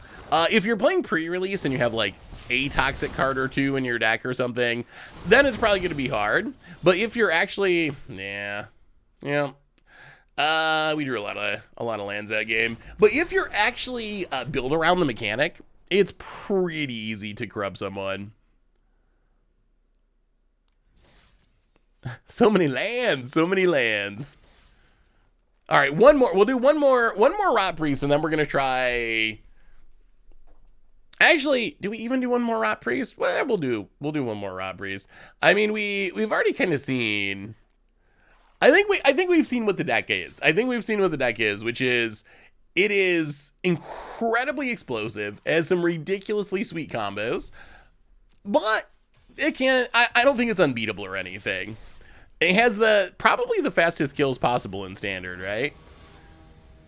I don't think we're gonna see many decks that they can kill faster. We'll do one more. The games go quick. We got a Rot Priest in hand. Easy game. We gotta end on a high note. Although unfortunately we're running into people who are actually playing interaction, which is making our life much harder. What's up with people actually playing interaction in their decks? It's early access day. You're supposed to just let us kill you on turn 3, opponents. Is this the same opponent? This is the same deck. Opponent. Well, yeah, discounting scoops. I'm sure there's some even faster wins if your opponent concedes. Well, you have my echoes. Go to combat. Hit ya for 1. About it. So how good do you think this deck ends up being? Do you think this is a new top tier standard deck once we're outside of early access day? Is there any chance? Rot Priest is actually going to live up to the hype? About it. After we get the full set out, we'll have to try Modern. We'll have to try Modern in C. It seems like it'll be a fun against the odds, at least. About it. Passes. More slip out the backs.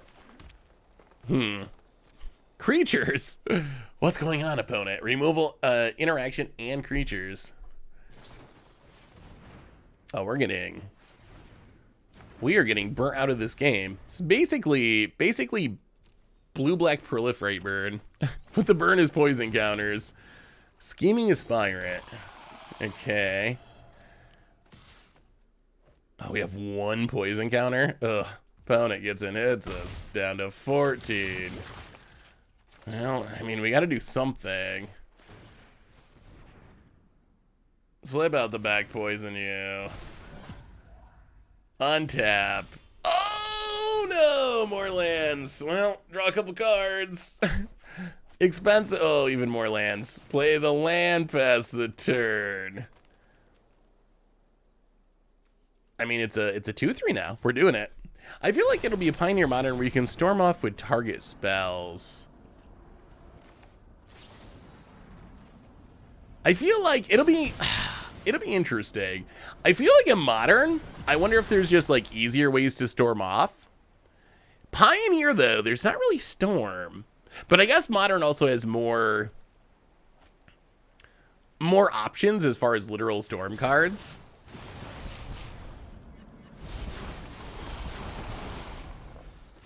I think it's worth trying in Modern. I think it'll be funny. Guys, I don't understand when Phyrexia comes out. Tell me, please. So, Phyrexia comes out in full-on... Yeah, we're dead. Alright. Yeah. Sweet. So Phyrexia comes out in full-on Thursday. This is just kind of an early sneak peek day, essentially. Will you try Archfiend of Dross, Staff of Completion? Archfiend Dross is, it's on my list. It's on my list. I don't think we're going to get to it tonight because I haven't built a deck for it yet, but it is on my list. So I think we'll definitely be trying it in the future. All right, Oily Gruul. Y'all have been waiting. People have been asking, can we please try an oil deck? So this is the oil deck. What is this deck trying to do? Mostly burn people out with Phyrexia Silex. We got a ton of oil counters. Evolve Spinoderm. Miglots. Lots of poison counters. Tablet of Completion taps to get poison counters. We have proliferate cards. We got Evolving Adaptive gets poison counters. Armored Scrap Gorger gets poison counters. Vorinclex doubles our oil counters. So hopefully we get a bunch of counters and we remove the counters and we burn our opponent, or as we're putting the counters on, we burn our opponent. We'll see. It's like gruul oil mid-range / aggro.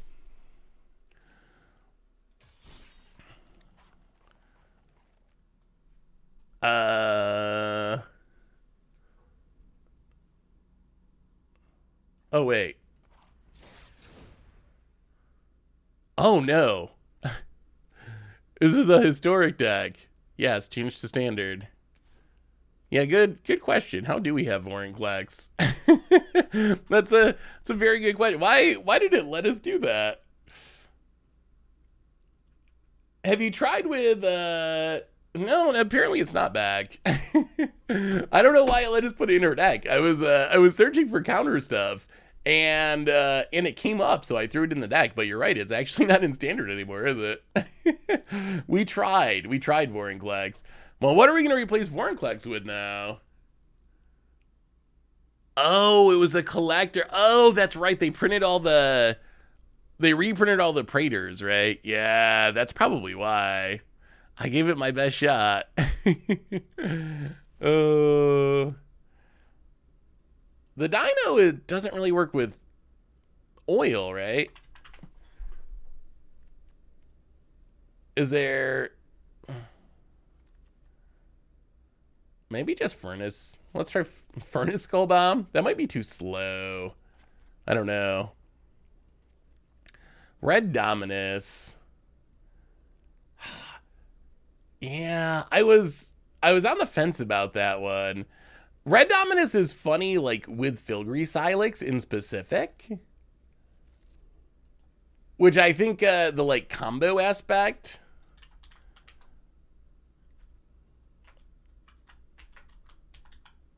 Titan of Industry. Luca sounds interesting.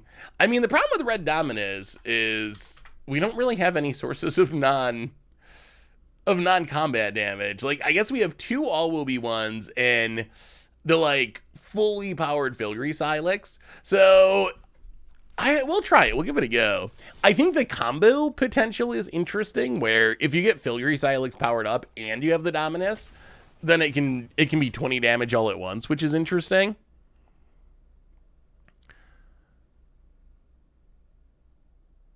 On the other hand, yeah, all will be one. I think the Dominus definitely has potential. I don't know if we need like some lightning strikes or play with fires. If we need more like direct damage stuff to really make it good. Well, let's see if we can oil someone.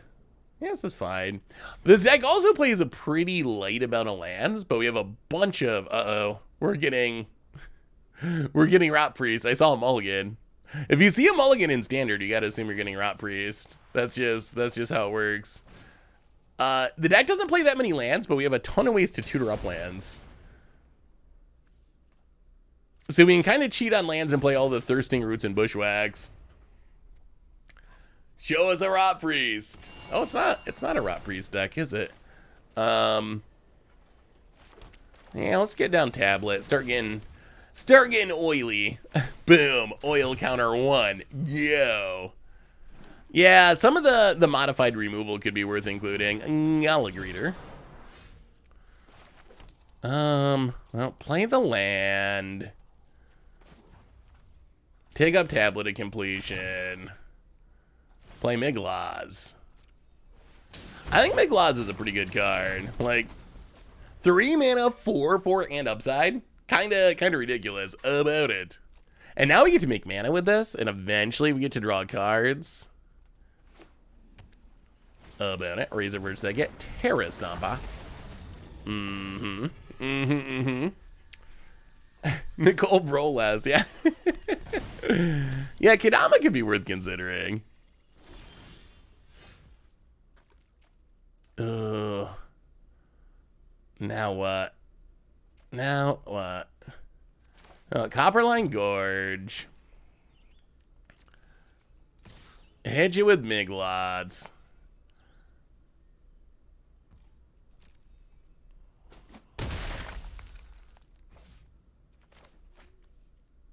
Maybe we gotta kill this Gallagher. I think we do. This is awkward, but I think we kill the Gallagher. Play another Tablet of Completion and keep taking them up. We need the Filigree Silex. We need the Filigree Silex. If we can find the Filigree Silex, we will have enough oil counters to activate it. Oh, come on now. Another one. Gallagher's Part 2. Spirited. Oh, maybe this is a Panorama Mom deck. Mama Monicon. About it. Sure. Well, okay. Take it up. Take it up. It takes a lot of ticking up to turn on. I'll go to combat. Hit ya. Opponent blocked. I'll play Spinoderm. Yo. About it.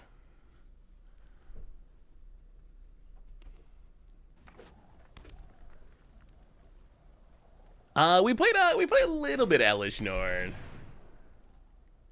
Okay, Ether Channeler. We played a little bit. More will be coming. Maybe not tonight, but more will definitely be coming. Oh, where's the Filigree Silex? It would be so good here. All right. Or all will be one. Maybe all will be one we just max out on. Take up, take up. Remove a counter. Ooh, proliferate is relevant. Go to combat. Smack you with old Spiny. Okay, resolute reinforcements. Sure. Gallagher's shenanigans. Does this deck have a X green pump spell? It does. It does not. Saw your match on Crocky's stream earlier. Y'all are wild. Yeah, that was the most epic match I think of the day for sure. That was kind of over the top. So Miglots returns. Proliferate.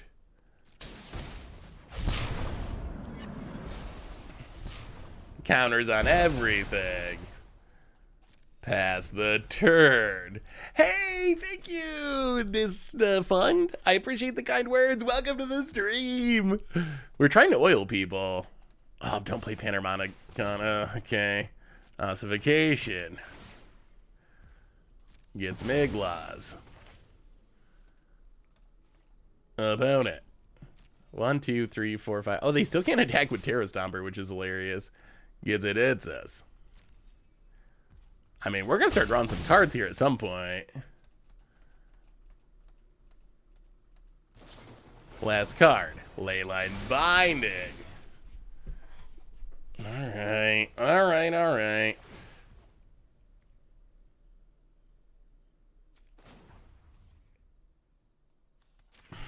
Yeah.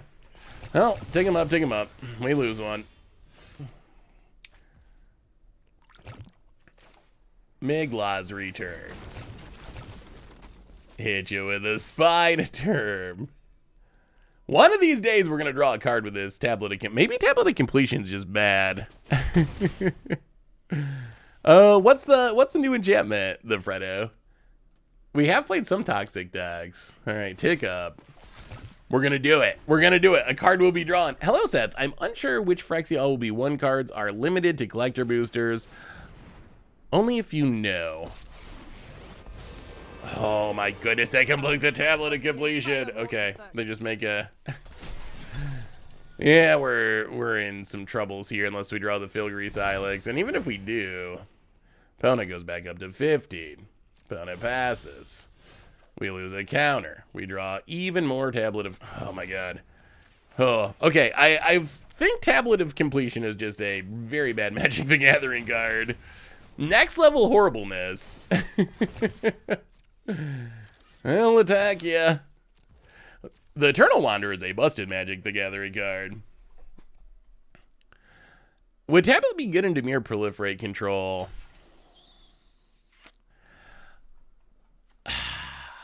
I don't know. I mean, I'm thinking that it's just... I was thinking in the right deck, maybe it could be a Reckoner Bankbuster replacement, but as it is, I'm not sold. It just feels so incredibly slow and fragile. Like, by the time we get to the point of it... Ugh. Okay. Tablet completion's coming out of this deck instantly. Even with, but we need the count. We just didn't draw any of the counter stuff. Like, we didn't draw Phylgrease Ilex. The main goal of the deck is to deal 10 damage with Phylgrease Ilex, and we just didn't find one. And I think, like, in that context, you need every oil counter you can get. Like, if you're trying to win with... Yeah, this game's super over. If you're trying to win with, yeah, Eternal Wanderer is a heck of a card. If you're trying to win with Phylgrease Ilex, I think you just need every oil counter, but wow, this went so incredibly poorly. I think we gotta keep it. We gotta see, like, so we're up against a deck that's playing a ton of main deck artifact destruction. And we didn't draw Phylgrease Ilex. I don't know if we should have more all will be ones or less all will be ones. Yeah, it definitely is very painful to spend all those turns thinking, oh, finally, 7 turns from now, I'm going to draw a card, and then the turn before you get there, it goes away. Phylgrease Ilex does not require running tablet. I mean, you need 10 oil counters on things. I think if your primary game plan is to deal 20 damage with Phylgrease Ilex, I think you need most things that can add oil counters, right?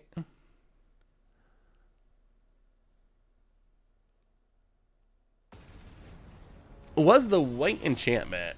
I'm so confused. What white enchantment? Oh, we're talking about what cards you can get from where. Sadly, I'm not going to be as much help as I would like to when it comes to that. There's usually an article that Wizards writes that's somewhat helpful. I don't know if the article's been published yet, but yes, where to find the cards that you want as far as which style and whatnot is. That is one of the great challenges of Magic the Gathering in 2023. No one knows.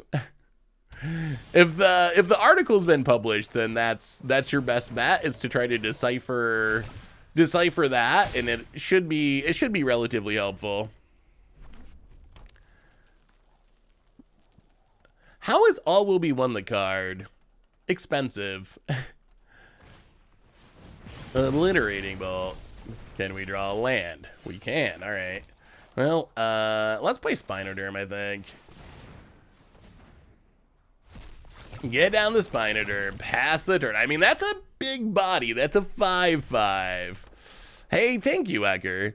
Yeah, so that article that was just in chat's probably going to be your best bet to figure out what is where. Well, go to combat. Hit you with the Spinoderm. About it. Going to chump. Okay. Well, Spinoderm part 2. The clock is on. We gotta kill our opponent before we run out of oil counters and lose our Spinoderms forever.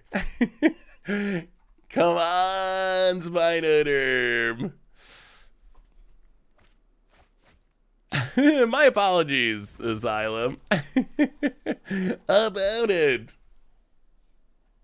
Hey, hello from the US, my third. How are you? Good to see you, good to see you. Oh, yes. All right, Koth. You're not with me. Prove your worth, Koth. Prove your worth. Kills the Manador. Your flame. Well, we'll play a land.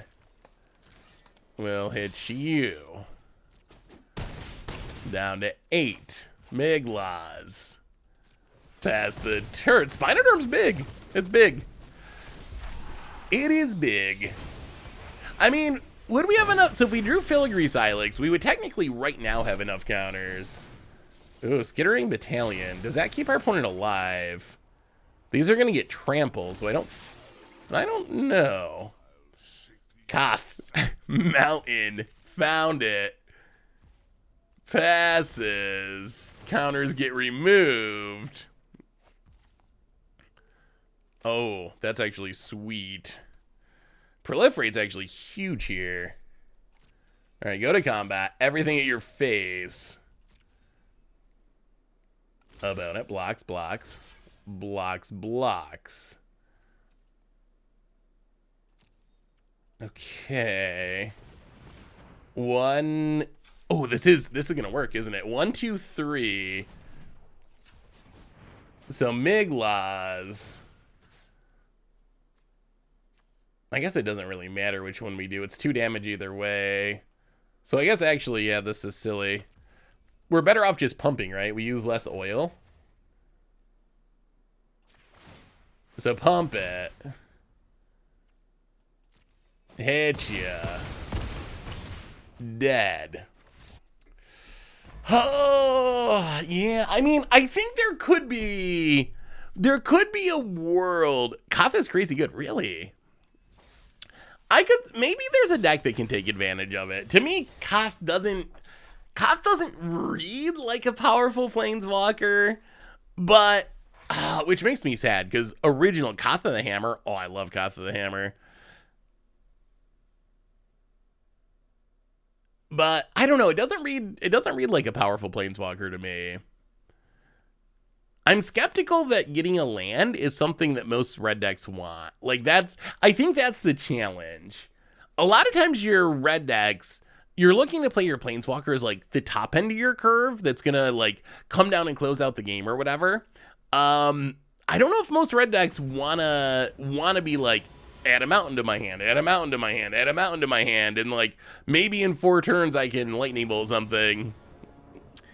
So I think there's gonna have to be some unique home to make Koth actually an effective card.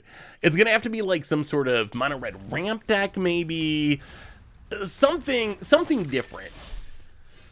So it'll be interesting. I don't think it's impossible that there's a. I don't think it's impossible that there's a shell that can take advantage of it. But I think if you just jam it in your red decks, it's more of a build around than that. It's not something you can just slam in any deck, I don't think.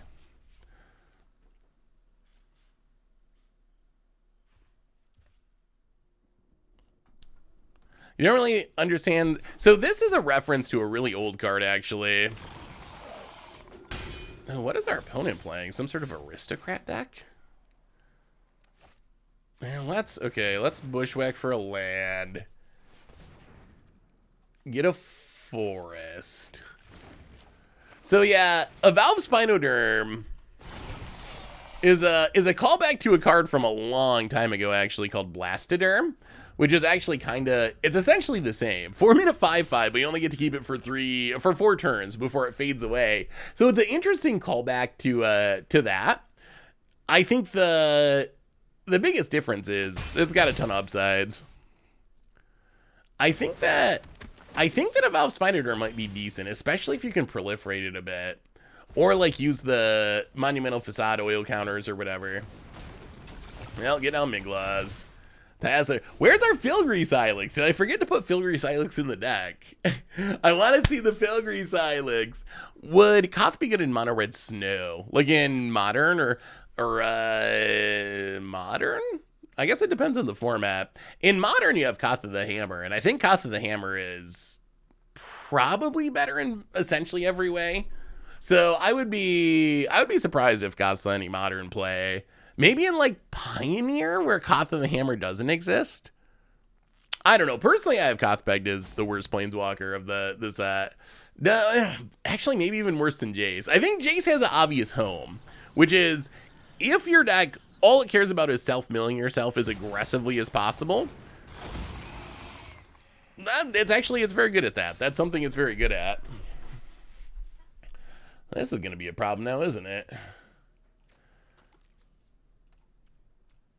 Is this like a Joda deck? What do we do now? Well, play a land. Play Spinoderm. Pass the turn. We got oil for days, but where's the payoffs? Where's the pay? Yeah, maybe our opponent's trying to do a Routed Robic thing. Maybe a Joda thing. It's sushi. About maybe this is like five color Routed Robic. Well, remove a counter. Play the land. We're at a weird standoff here. Scrap Gorger. Maybe this deck just wants all the all will be ones. I wonder if all will be ones. I wonder if that could be good. We can't really attack here. We're gonna get got by the. We need the Phyrexia Silex. America is coming for your deck. Yeah, I guess it is kind of a Jeskai color, isn't it? I think the new Wander is super powerful, more so than people think in control decks. Oh, I think the new Wander is like the number one standard card from the set, at least. That card's so good. Do you think Tyver would go good in Rally? What would Tyver do in Rally? What abilities would we activate? Yeah, that was our first play. Call Conscript into Ellis Illicord. I thought they were some sort of aristocrat deck or something. I have no idea what that Call Conscript's doing over there. You gotta have the one drop. Curve is important. Okay. Oh my god. Oh my god. Well, this is kind of awkward. This is the biggest board of creatures doing nothing that I've ever seen. And we just like can't get through these Death Touchers and Mondraks. We need... So far, this has just been gruul. We haven't drawn anything that works with oil counters.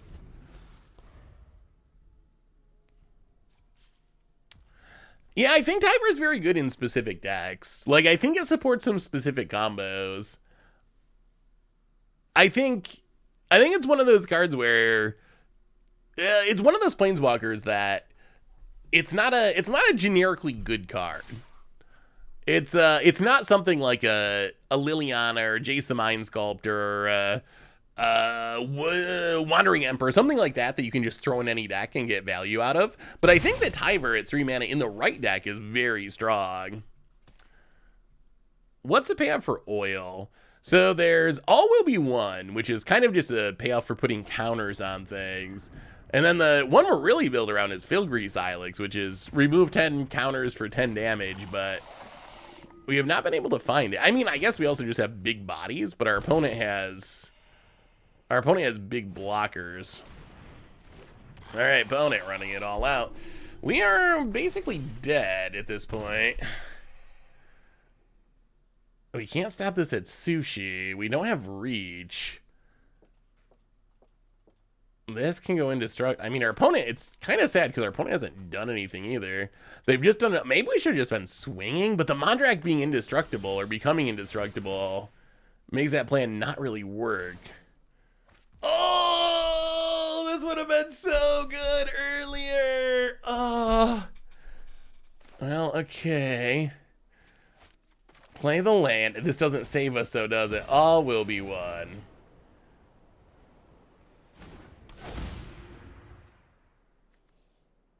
Exile target card. So yeah, we can't. Oh, because of this Denic. If we could exile cards with this, we could deal 4 damage and kill that sushi. But we can't. Oh, we finally found the payoff and it's too late. Yeah, and if we attack, we die. Yeah, we're actually just dead.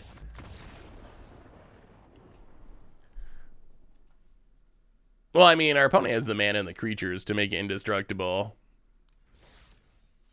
They probably could have won just by sacking creatures to Mondrak, right? I think one of the underestimated aspects of Mondrak is it's actually a mono white sack outlet, which is pretty rare. There's got to be some relevance to that, I think.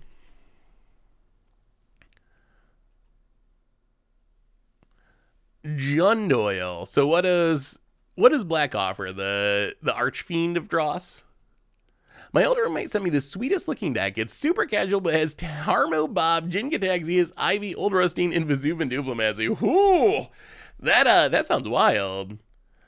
You can still tap them for mana, but I believe the way that card works, which is really weird, but I believe how it works is you only get the counter if you exile the card from the graveyard. Archfiend is a really fun card. We'll be the first against the odds for 1 standard. You'll have to find out on next week on Wednesday. What do you think? Do you have any guesses? Oh, all right. We'll get in a couple more matches. I have not tried to do anything with Monument of Perfection yet. Monument of Perfection definitely is against odds card. Whew, it is hard mode. Hey, well, we have our pieces. We only have 1 land, but we actually have Filigree Silex, Tablet of Completion. This is our chance. Can we do it? Can we actually see this deck do what it's trying to do? All right, oil counter number 1. So Filigree Silex, if we get 10 counters on things, we can remove it for 10 damage. Can also just kill stuff is another little upside. Well, play this Scrap Gorger. Grow the adaptive pass the turn. Opponent. Okay. Filigree Silex. This might be the one. Opponent. Have you tried Simic Toxic? Like the venerated Rot Priest Ivy shenanigans? Yeah, we played that a little bit ago. It definitely offers incredibly fast combo kills when it works. Like, you can kill faster than, I think, any other deck in Standard, which is pretty impressive. Alright, opponent getting in there. This is a very aggro start from our opponent on the play. That might be a problem. Rebel Salvo.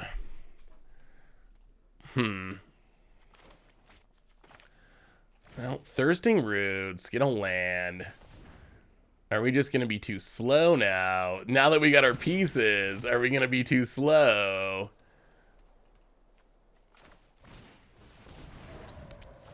Scrap Gorger. Adaptive. But our opponent's board is big. That is a big board of stuff. Psycho Smurf, welcome to the fishbowl. Thank you so much for your subscription. Big super for you. Thank you. Since Arena came out, has there been a deck that can kill on turn 3? Oh, I mean, in older formats, there are plenty of decks that can, or I don't know about plenty, but there's a lot of turn 3 decks if you go back to like Historic and so forth. There's been other meme decks like, what was the one with, I can't remember the name of it. We played the deck. The one drop that could put a dragon into play if it's power 6 or more, and you could like scale it up and then put a double strike dragon into play. What it usually comes, wow, yeah, what a hand for mono green. What it usually comes down to is how is it consistent as far as being more than a, yeah, we're just dead. Boy, I thought that hand might actually do it. That's always the question. Magic is such an interesting game for that reason. It's such an interesting game where you have you have decks that can be incredibly fast and powerful, but most of the time, those decks aren't consistent. You have decks that are very consistent, but those decks aren't going to kill you on turn 2 or turn 3. Those are probably going to be control decks with a lot of card draw and stuff. That's kind of the interesting checks and balances of the game as a whole. And I think that's what makes Magic fun. Like, I think that's a big part of what makes Magic fun. Oh, we got the Sulfum.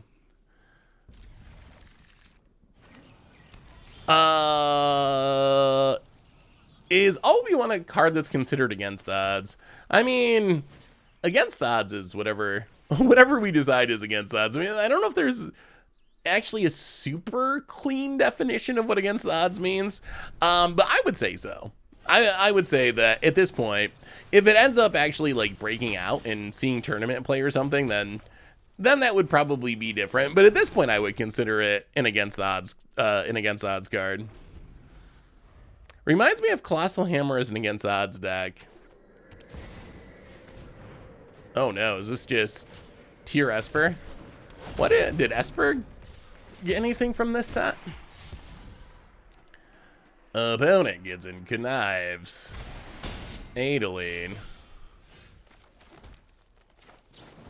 Well, I guess we killed Dennick. Past the turn.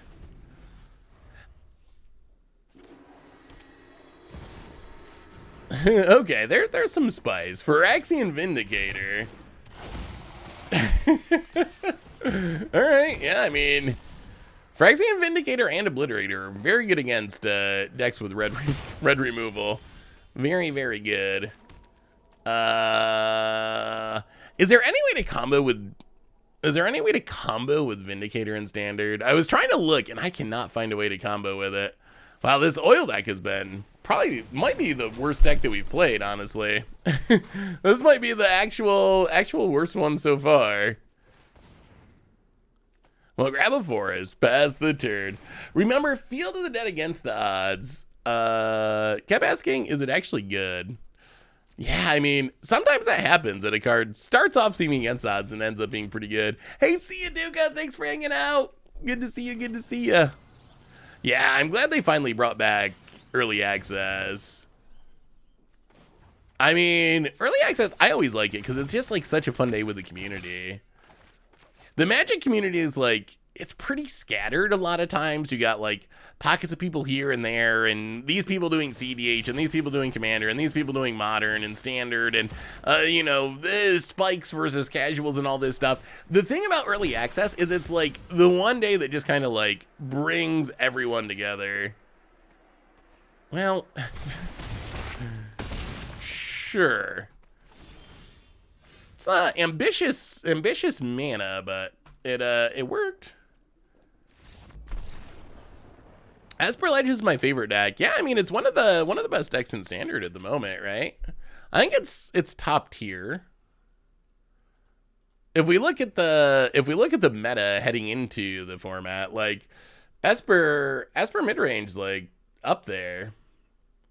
I guess maybe that's a more legendary version, which is probably like less spell heavy and more creature heavy. I guess it depends. I guess that's like the main difference. It's probably, well, I don't know if it's this legendary heavy, but somewhere in that range. But regardless, Esper is definitely one of the best decks in Standard heading into the new set.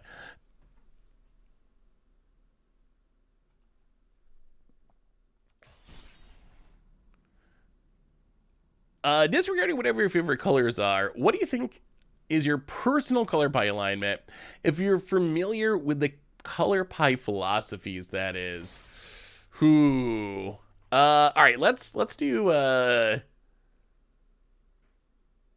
is there something else I said I would play? We can probably sneak in another match or two. Let's try, we did say we would try, here, let's do the viewer Esper Toxic. Actually, what does this deck look like? Toxic, there's Skrelv. We did say we'd Skrelv. All right, let's try it. We'll try the viewer submitted Esper Toxic. So what color would I be aligned with, like as far as my personality, like I'm more blue or black or whatever, or as far as Magic? Like how I play?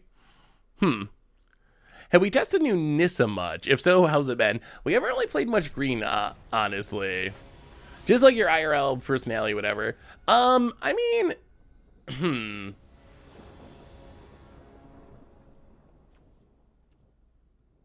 Well, Skrelv time. Skrelv is here. We will see how good Skrelv is. Oh yeah, the new set's been super fun so far. So I would say, like, I think I'm pretty thoughtful for the most part. There's got to be some, like, some blue in there. Maybe, like, blue, maybe Azorius, maybe? Well, maybe Jeskai. Somewhere in that range, I think. I don't think I got the nature-loving aspect of green enough. Even though I'm kind of a bit of a hippie, but not the camping out in the woods kind of hippie.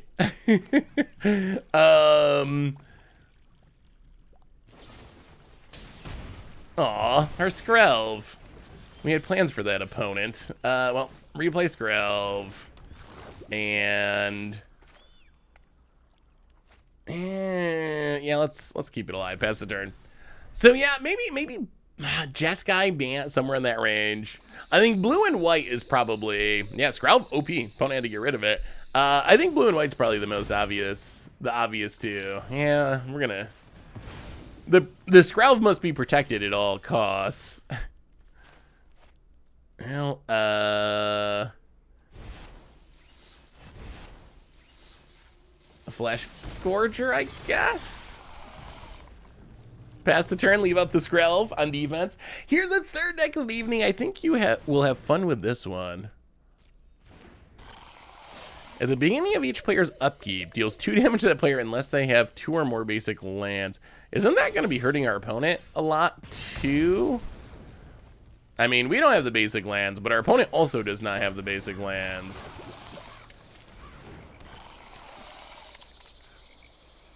Well, go to combat, hit ya. Gain back some life past the turn.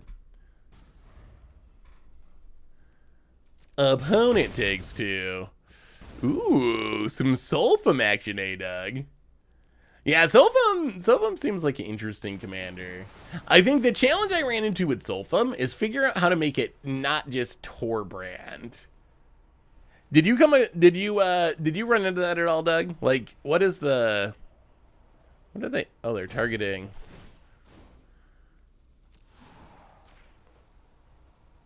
Wait, no. Phyrexia mana, Flash Gorger. Green. Oh, we did the time. We had the timing on that wrong. We should have waited till our opponent paid the life first. But I mean, I think it'll be all right. But that would have been better. Did you run into that at all, Doug? Thinking like, how do I make this not just Torbrand? Because that's kind of what I ran into when I was looking at Sulfum. Get in, hit ya. Oh, we're just killing. This is old school poison. We're killing our opponent in every possible way here. Beating him down for damage, beating him down for infect.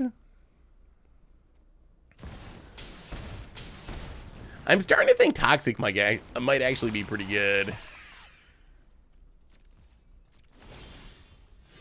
We get hit. Opponent gains back some life. I mean, we should just win here because of Skrelv. This is a Skrelv win. This is a Skrelv win. We Skrelv, black, can't be blocked by black creatures. Go attacking, and game. Skrelv! Skrelv! Skrelv power! It's not a meme.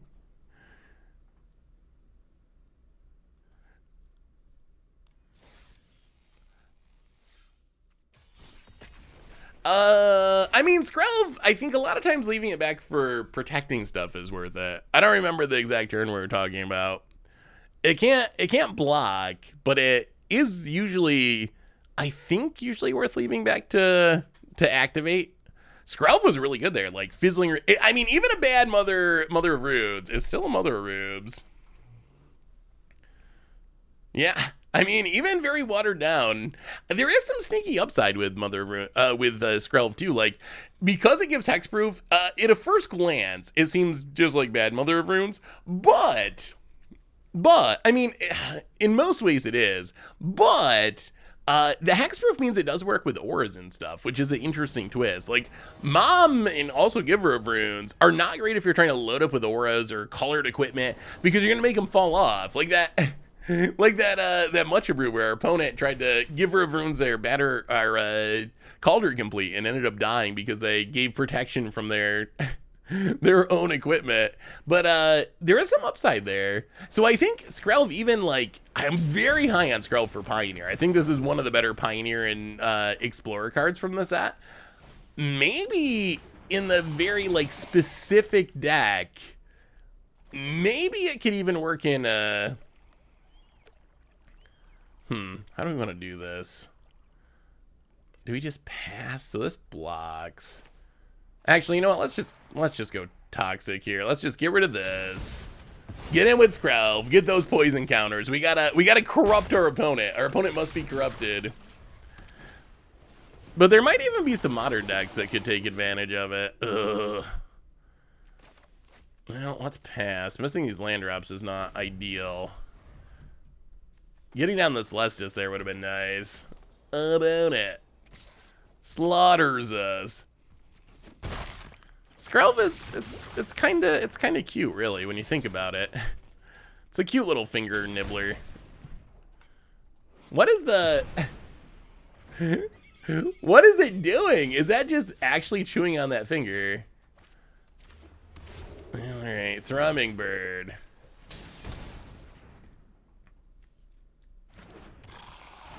Go to combat, hit you for 1 with the Skrelv. Yeah, the toxic animation's not bad. It fits the theme. Oh wait, is Skrelv a good guy? Oh, I didn't realize that. Oh, so Skrelv is like on the rebels side, fighting against the Phyrexians. Wow, look at all those. Look at all those slaughter singers. Well, play the land.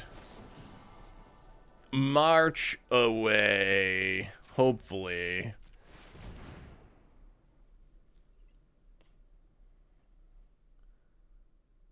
Oh no, are they playing? Wow! Okay, protection. Alright. Well, death is coming quickly. Death is coming quickly. Missing land drops. Bound it up to 3. Just a hungry little mite. Scars of Mirrodin was my first favorite set. The set looks pretty amazing so far. Yeah, I also love Scars of Mirrodin. The original Mirrodin cards were some of the first cards I ever played with. Ah, boy. Missing the, I don't know about March Otherworldly Light. Early access day. That's one of the fun things about early access day is a lot of the decks that we play against are just not in their optimal form. You're playing kind of the fun, cool cards, which is part of what makes it so fun. The lore for Skrelv is that it's a member of a Might Hive that has long since had its purpose forgotten. It was meant to be recycled into a new material for Elesh Norn's faction. All right, we gotta get one more win. We gotta get one more win. One more win. We're going out on top in one way or another. Maybe this is it. We got the Pestilence Siphoner. Who can beat a Pestilence Siphoner? Recycling in new materials for Elesh Norn's faction. But its small and mite-sized anger has allowed her to evade capture. Now it just bites things. Hey, that sounds like a good life. Now it just bites things. What do you think about having like flesh gorgers and stuff in here? I wonder if toxic is different enough from in fact that you can play a mixture of stuff. What's my favorite deck of the day? I mean, so what did we what did we get to play? Like, so we played the Super Friends decks were definitely interesting. I'm still trying to figure out Icar Wellspring or whatever it is, just how good it is. We saw some games it was like ridiculously strong. In other games it was like the opposite, where it was like ridiculously not strong. So still trying to figure that out. But the Super Friends were sweet. The Fight Club Phyrexian Obliterator deck was really fun, just flawless victorying people. Simic Rot Priest, like the Rot Priest decks, the explosiveness of those decks was really impressive. That was something I figured it would be explosive, but it was even more explosive than I really realized. So that really caught me by surprise, just like how explosive those decks actually are. So that really stood out. We didn't get to do a lot of Elesh Norning, but don't worry though, there will be a lot more of that in the future. So Elesh Norn, I think, is still one of my biggest winners. We just haven't got to play it a whole lot yet, but we'll see more of that coming up soon. So yeah, I mean, I like a lot of the decks that we played. I think the oil deck kind of flopped. That was one of the floppier decks. I still think it's got to have some potential, and then we didn't really get to the green decks for the most part. All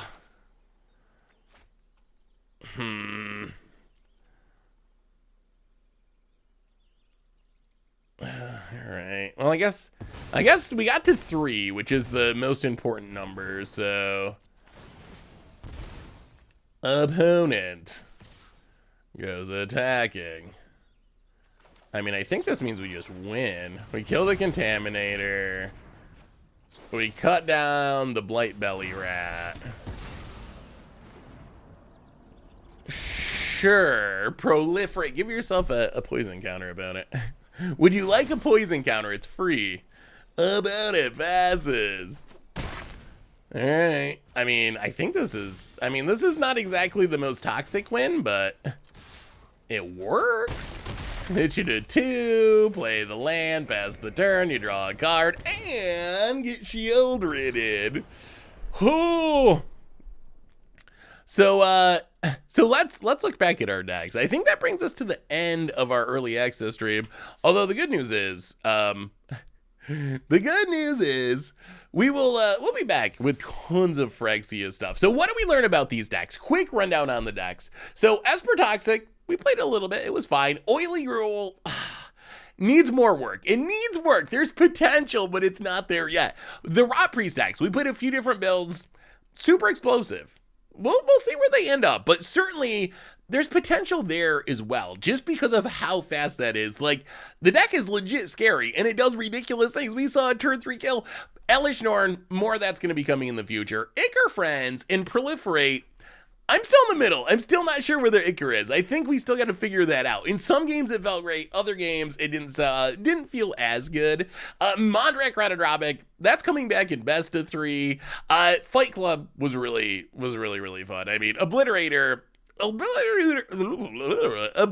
might be better than people are giving it credit for, but on that note, everyone, I think that brings us to the end of our early access stream. So next stream is on Tuesday for set release. In the meantime, you can check stuff out on the replay YouTube. There'll be stuff on the normal YouTube, or if you need some cards, you can from our awesome sponsor Card Kingdom, pick up your Phyrexia All Will Be One cards from over there. So if you need them, you can snag them from over there at cardkingdom.com/MTG Goldfish. Most importantly, thank you to all of you. Thanks for hanging out. I know there's a ton of people streaming today.